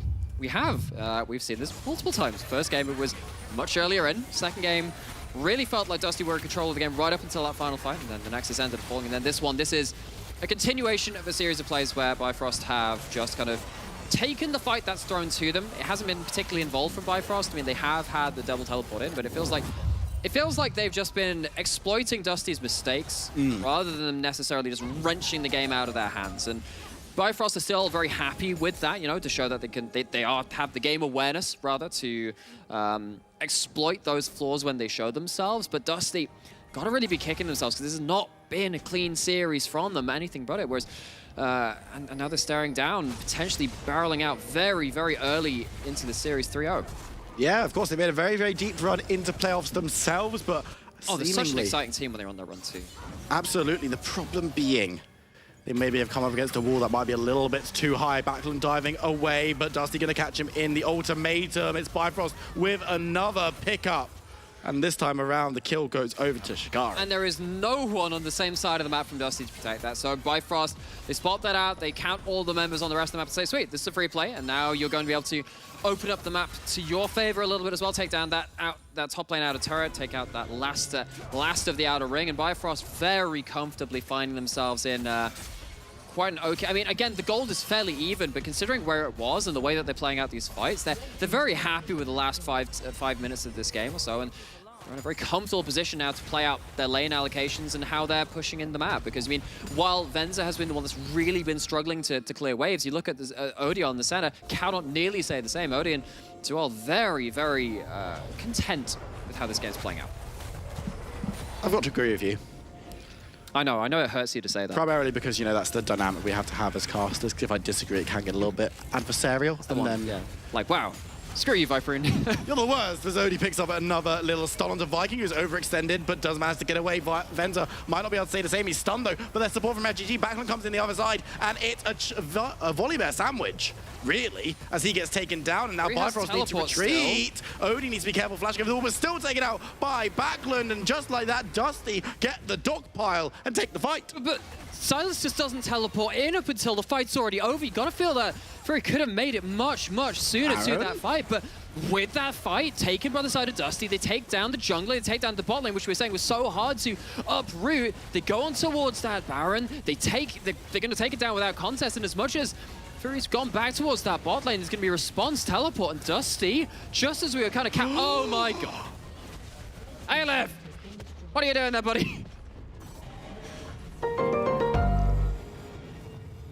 That is a barren power play. Not what Dusty gonna get off the next 5 minutes, but play of the game coming through.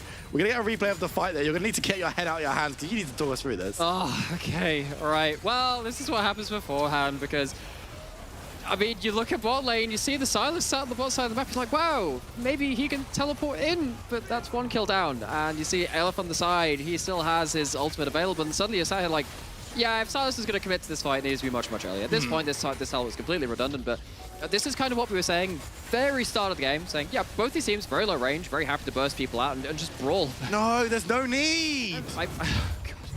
They turned away. Oh, there's no fight back. The Lord, it was saving us. As FGG going in, looking for a target. Doesn't manage to find one, but goes very low. Has to go on in the characters, and Volibear dives out. But this could be disastrous for Dusty. They're losing 2. They might lose more as Backlund in the back of the pit. Viking there as well. Fury goes golden, but Vender's putting out a good chunk of damage. Going to be able to catch on to Fury. Gets the kill before Backlund falls. And Dusty, they turn it around. Turn it around. Now they've had a couple of fights back to back where they're feeling pretty okay about things. Backlund was just scouting through the enemy jungle with one last charge, the ultimate, ready to jump forward, or jump backwards as the case may be. But Dusty, it's not around a dragon, it's just randomly in the bottom side of the map, and they end up taking that fight, and they're going to roll through the Baron buff now, a couple of these structures, get some more gold into pocket, and build themselves back up again a lead. So we didn't see the start of this fight, obviously. This was a Hextech portal into a bit of a dangerous scenario, and as much as you steal that Nautilus ultimate, Fury's been out of position to really burst someone out. Venza so happy in this fight for what feels like the first time in this game. Actually, the Zeri gets to do relevant damage without having to be shut out of it far too early. And then, yeah, I mean, first couple of targets go down. Not really able to give a platform to Senna to deal out the same kind of hurt, and Dusty roll over the fight. And now it's Bifrost moving forward, looking to get onto Aleph. Will be able to find him, gets knocked up, taken low. Shield is big. Can he get away from the fight? He's moving backwards as members try and get on top of him. Fury gets the kill in the end, though. Baventa is still free firing. He's found Cho'Gath, who's just a big damage sponge, though, as Seaboy gets the stun. There's the rupture. The charm comes through. Venza over the wall gets the snipe, but needs to be careful because Volibear follows up, goes down. Shikari dives forward. Venza with the ultimate, but caught in the ultimatum. Fury will chain him up as FGG, running the wrong way out of this fight, will be chowed down on.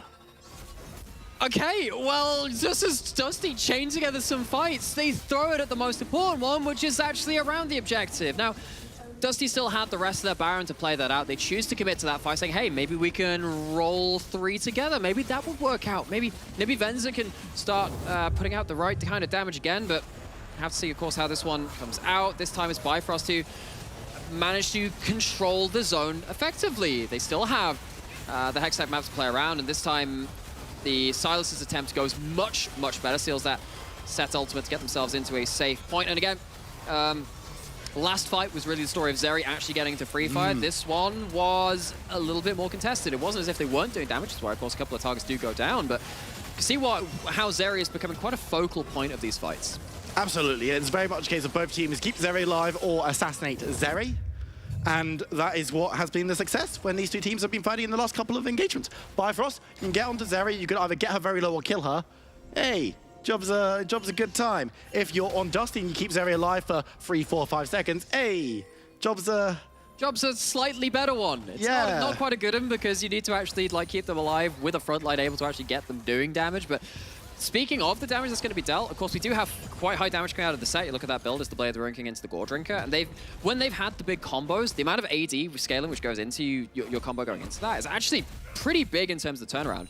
And we have a Medjay's coming out of the Ari. So it's not like it's a Zeri one-person army. You have a decent amount of extra damage following up. The question is, is everyone actually going to be at the same place at the same time to do that? Because it feels like these fights are evolving so quickly and starting so quickly. It's never just a straight, all 5 people there, there's one hook landing into people piling onto it. It's someone's getting caught off at the side of the fight, everyone has to pile in and use their mobility to get to it. And by that point, actually, it's more about who arrives more quickly at that point. So we'll be tracking that a little bit as we go into this game. And for the first time in a little while, we're spreading the map open a little bit, trying to play through the side lanes. Shikari doesn't have too many team members close by. Dusty walking through the bot lane, bot side enemy jungle to see if they can get some vision control and secure the push for Aleph in his own lane. But we have a brief moment of respite. Yeah, that's always nice. Just an opportunity to collect ourselves, look at the game and go, huh, That's League of Legends. we've got a League of Legends game on our hands. But for me, right, let's have a think about what are the next big ideas? What are we going to be seeing from these two teams? We kind of know how they want to fight and we know how they've been playing, which is a bit of internal screaming and unspeakable violence. It's like, okay, on that note, because you said that, the first half of this is about vision control. Because knowing is half the battle. The other half is unspeakable violence. But those are the two sides of it, because you've got, again, see around the top side of that, Bifrost has put down some ping wards. They have a quadrant of the jungle fairly well scattered. Thank you very much, Observers. Look at that. Yeah, they have a good stretch of this map actually covered for. That's accounted for. You know that if there's going to be a weird flank coming in from the set or from FGG or whatever, you got that covered at this point. Dusty tried to do the same thing on the bottom side of the map, but they have lost control of that. That means that Bifrost, I feel like Alef, don't do it. Needs to survive until help arrives. But caught in the ultimatum, knocked up, and Ngam comes down. Odie in trouble, though, with the depth charge. Manages to get some distance down as Viking gets the knock-up. Cho'Gath goes down. Shikari is trying to get something going. The teleport's coming through as well. A little bit late from Fury, but will drive through regardless. Looks for the chain, but the re-engage is going to come through from Dusty as well. Both teams kind of want this fight, but Vender's like, no, please, not me. He goes down as Fury secures it. We've seen fights like this before. They've lost the game before for Dusty. Bifrost take another. I don't know how much they can secure, but deja vu. Deja vu, but the triple kill for the Silas might very well be the final really deciding fight in how Bifrost could get themselves a ticket to European Masters. That felt like a pretty important fight because it was the area of the map which Dusty had been pivoting towards, had been setting up towards, but they just couldn't fight the fight which came to them after that point. They set up the side of the map, they couldn't follow it through. Bifrost walking away with their Baron in this game, and now Dusty in a very dire situation and on the real edge of the precipice here. I mean, for Fury, that's gotta feel so good. This is a guy who's been so close to European Masters. He tweeted earlier today, he was like, first time's the charm, right? Right? And you know what? Third game might be the charm for them. And we get to see his impact in this one because at the start of this fight, so many big cooldowns are used and then you're waiting for the second cooldowns to come back up, but you don't have the Nautilus ult after that point. Yeah, you've got Charm stopping Camille dashes, that's all well and good, but you know, if the damage is shut down and well, I guess we're looking at Alef on the side late again. And you know what, it might just be another kill dunked on back and it's Shikari this time around. It's the help with the mid laner once again though. Silas 9-2 and 8, and you know we mentioned so many of those players that had been to European Masters before. Fury wasn't one of them. Yeah. One of only 2 or 3 in this entire game which haven't had any representation. Only player on his team. Yeah, and even looking at players like Shikari, hasn't been there for a number of years at this point. Only got there in 2019. A lot of these players looking to revisit that next highest level again and seem poised to do so. Dusty staring down again.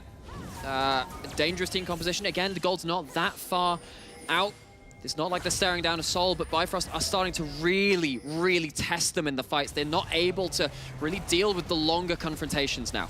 Pushing forward, looking to take down objectives. The tower goes down mid as Dusty, they're looking to try and defend, maybe looking to grab themselves and engage. And it's FGG who goes in, but it's onto the Cho'Gath. That's a very big target to go in on. Venza pops the ultimate, gets enough damage down, and they will take down the Cho'Gath. Backline getting some damage, as in the backline. Alef's there, the shield gets melted, and so does he. The Cataclysm comes through, but Shikari's fine. He's trapping you. And now Dusty are melting away. Vikings down in the backline. Volibear breaks things up. Bifrost have done it! They take down Dusty. It's a clean 3-0, and they're en route to European Masters. And they're also en route to that rematch. Oh, yes! X7, run it back. We had 5 games in that last series. 2 victories for Bifrost in the regular season, looking to be reprised again as they take the Nexus. That is it.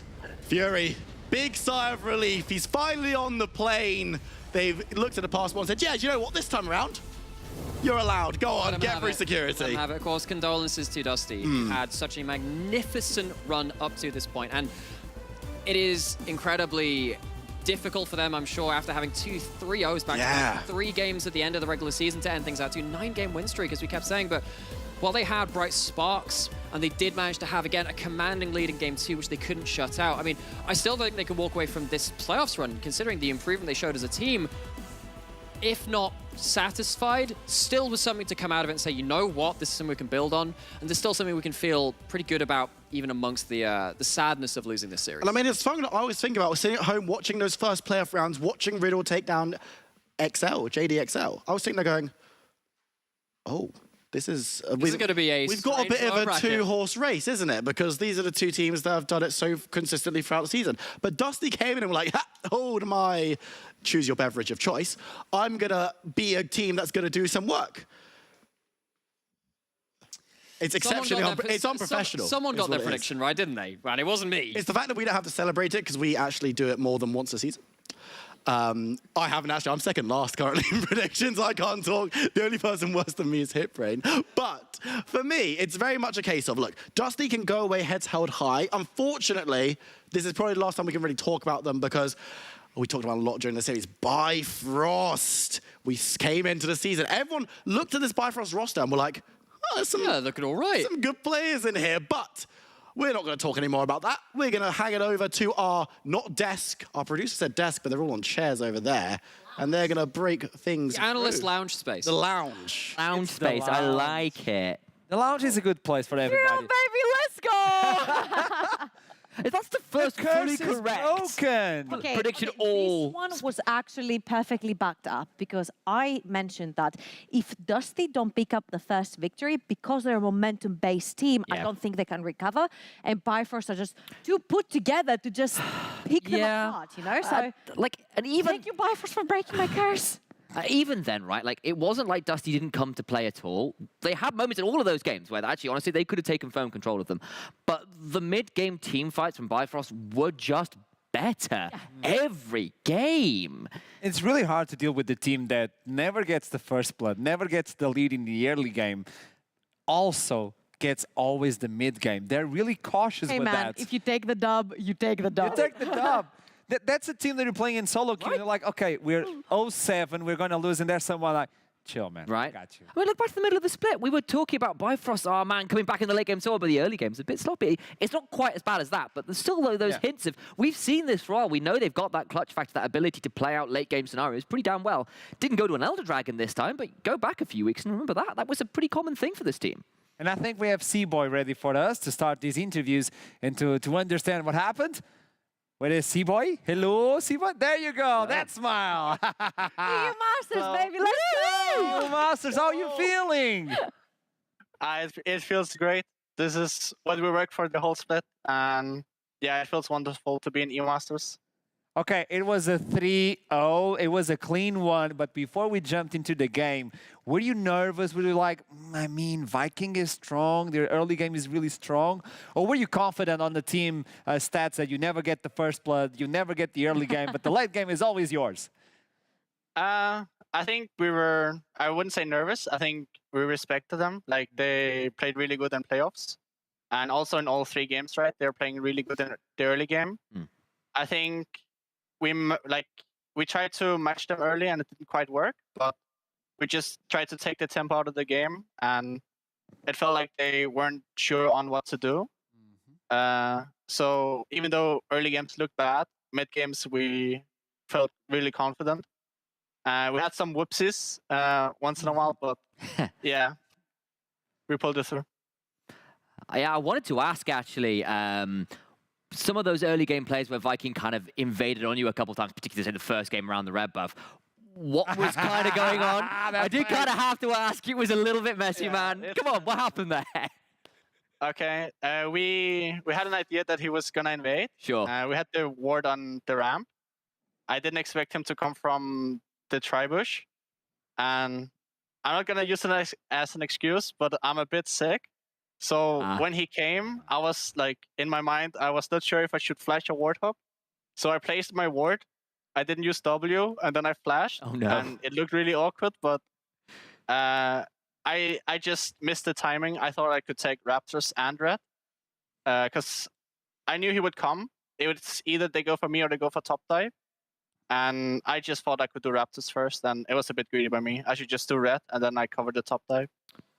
Well, thank you for answering. I'm sorry for throwing you under the bus like that, but I really did want to know. Okay, I'm It's gonna okay, take you it's from okay. under the bus and put you in the bus with the rest of your team. Off to you. Because I feel like every single lane actually smurfed. I personally think that you guys have the best bot lane in the NLC in particular, but your solo lanes are so strong. So how important is it for you as a jungler, even when you have a mishap, even when something goes wrong, to just have these guys bail you out?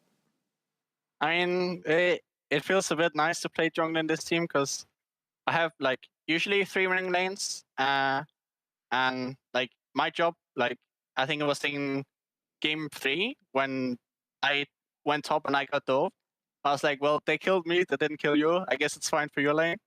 And then like 20 seconds later, he died too, so it wasn't fine. But like I feel like my job is just to make sure my laners are not dying to the jungle ganks. Like we often just try to match the enemy jungler, and then by default our laners will just slowly get us a lead, and then mid-late game is just where we are most comfortable. Just to wrap it up, C-Boy, and to get you prepared for finals, it seemed like the mid game, especially the third one, I would say, it seemed like you had way too much ketchup on potatoes. It seems a little bit sloppy, I would say. Are you feeling comfortable for the matchup versus X7?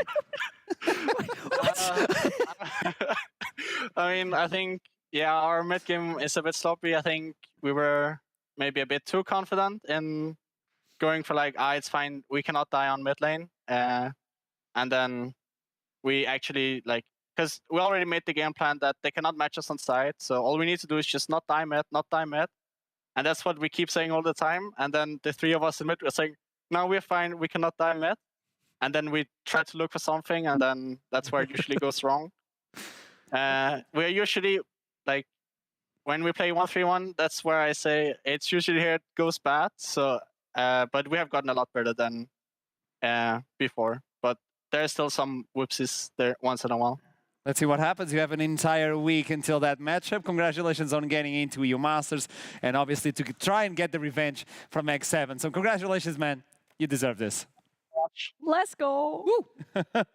The curse is broken, Trouble. You got it. There you go. I love that happy face. That is a good happy face. Well, Bifrost said, good teams don't get cursed. So. She's violent today. She woke up without sleeping. I woke up and chose violence. You woke up after like not a lot of sleep. You said you were like no sleep gang. Maybe that's the reason there's violence. Like you don't really, like there's a little bit of the tired anger coming through here. Okay, we had a conversation with Bifrost. We need to understand now from Dusty's side. Obviously, it's the last interview for the entire split for Dusty. They did an amazing run, I would say.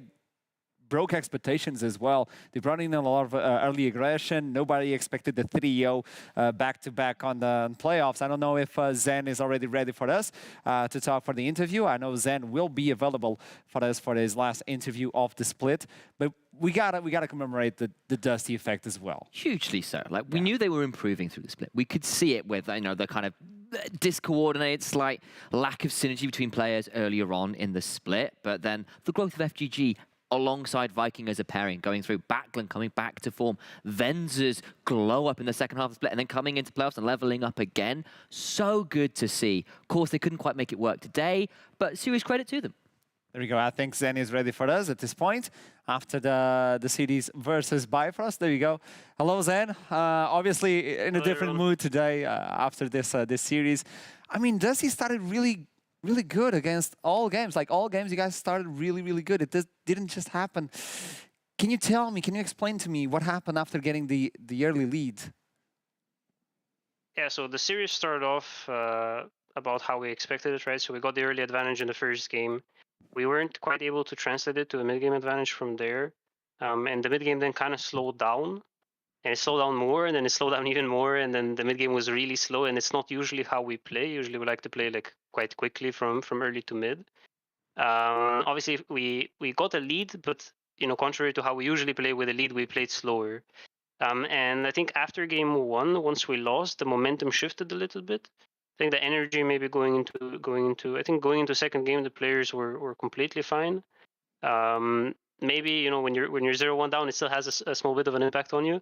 But then it showed, right, that our mid games weren't exactly how we usually play it, right? Sometimes our mid games are a little bit slow even when we have the lead. But this time, like the mid games were extraordinarily slow, right? We were doing a lot of individual mistakes as well. And this two combinations game like stalled out into late game a little bit, and not having secure lead, we got a little, maybe, I mean, not exactly sure if we panicked a little bit, but it definitely felt a bit more awkward to play for sure. So even though, like, for example, in the last game, we still played really aggressively. We weren't afraid to take risks. We were doing a lot of top lane dives where maybe some teams wouldn't do them because it's, you're 0-2 down. If you make one mistake on a dive, it's over. But we still played with confidence there, and we got the early lead. But then just again, right, the transition mid game was like a little bit messy. We weren't all fully there. And at least after we talked to the players, right, the energy towards like game 2, game 3 wasn't exactly how we normally play, how we normally feel about the game. So I think that had a lot to do with today. I would like to, first of all, obviously congratulate you, Zen, and also the team for literally getting one step right before EU Masters and falling to the final boss, unfortunately, because traditionally, like Dusty on the NLC has not even qualified for playoffs. They were literally, battling for relegations, and you picked up a team, you picked up new members that are playing together for the first time, you put them together, you went through the ups and downs that you have mentioned previously. I want you to tell me, like, how proud you are of this team and how far they've come. Yeah, I mean, for sure. I think after the start of the split, like I mentioned, right, it was very unfortunate, right? Like the mentality was down, the gameplay was not good. We were just in a big slump, and I'm really proud of how everybody managed to recover. Right, we had a couple of really tough weeks, and I've been on teams and I've seen teams implode completely from a month or a month and a half of just an absolute disaster. But this team came back, right? Like the players put in the work. For example, into this playoff series as well, we were confident going into the series that we would win, but we weren't overconfident, right? We did the regular preparation, everybody was taking it as seriously as everything else, and Bifrost showed up today, right? Like they played really well, and we played poorly. Maybe, again, a little bit of that effect, right? When you catch us on a good day, we beat everybody. When you catch us on a bad day, then we kind of lose to ourselves a little bit. Not to discount Bifrost, they played really well. And I think today was one of those days where we definitely played with different energy than we normally do. So, but still, again, throughout the course of the split, right, from the very beginning to now, like the guys really, with the start that we had, the guys really showed up to salvage the split basically. And in the end, we still ended up going at the top of the standings. We couldn't quite clinch it for EU Masters, but still, I'm proud of the guys. They put in the effort, they put in the work. And I wish all of us and the players the best futures for the future. Well, all I heard and all I understood is that I think all the other NLC teams need to look out for Dusty come summer. Yep. There's no more questions then. You answered everything you could, and you brought in a work that everyone should be proud, including you. As Treble pointed out, it's not easy, and what you've done throughout this entire split was nothing short than just an amazing job as a coach. Real quickly, the league from me to you, Zen, or you're my MVP coach of the split. So, thank you. But it's all my players. They put in the hard work. They learn. They get better. They're the ones that are playing the game. So a coach adds a little bit, but it's the players that deserve the ultimate credit. The team deserves it. You guys did an amazing job. Congratulations, man. And I'll see you in Summer Split. Thank you very much, and good luck to Bifrost. See you around, Dust Cowboys. Finals and EU Masters. See you, man. Always a pleasure. He's really nice. He's really nice, really calm as well, really humble as well. I mean, that's a lot in the coach. That's a lot. Right? So difficult to do interviews after losses like that. It's hard to come in when you're after a really disappointing loss, when you're a step away from EU Masters, when you have been playing so well, to come in and give an interview like that, where you're still pretty honest, but you're actually still trying to be positive considering where things ended up. Really impressive stuff, and I give serious credit over to a coach or a player or whoever who can come into a situation like that and offer insight like that at a time when it is so challenging. So Dusty falls short on the last step, which means let's look at the bracket and understand where we are. It's time to go EU again! Masters, it's X7 Bifrost. Whoever takes the first one will jump straight up into stage. The second one will have to fight for playoffs, but this means next Wednesday we'll have a best of 5 again between these two guys. And if you look throughout the entire bracket, there's only one of these series that brought in 5 games. It was Bifrost X7. Oh, it's gonna be a banger!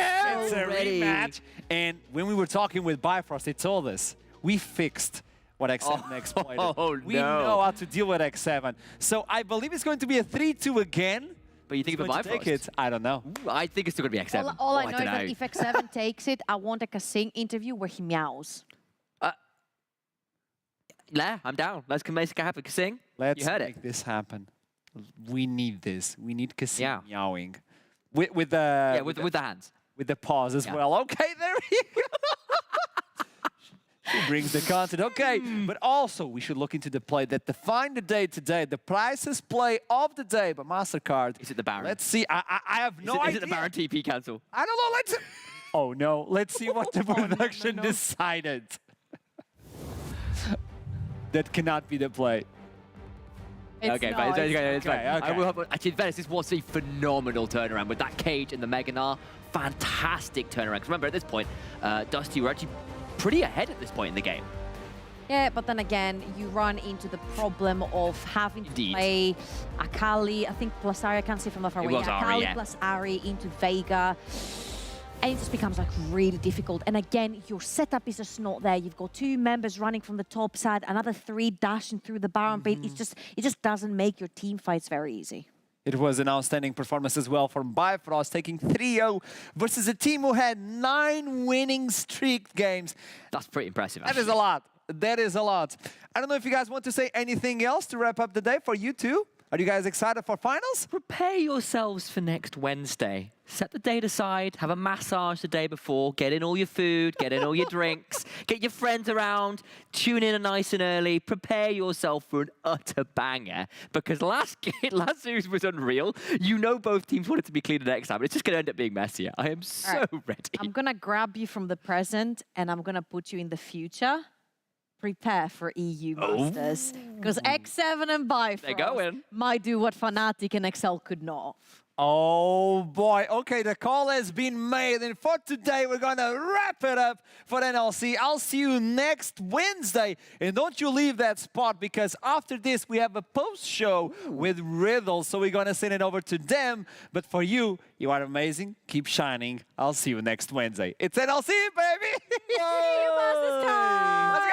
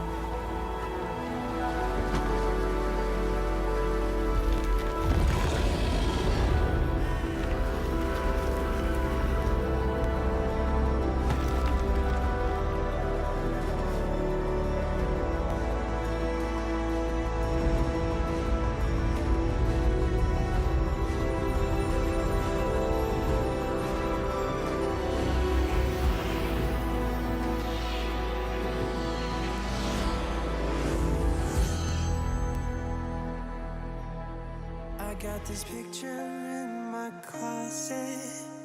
It's gathering dust right now. In the air. edges have been folded once or twice.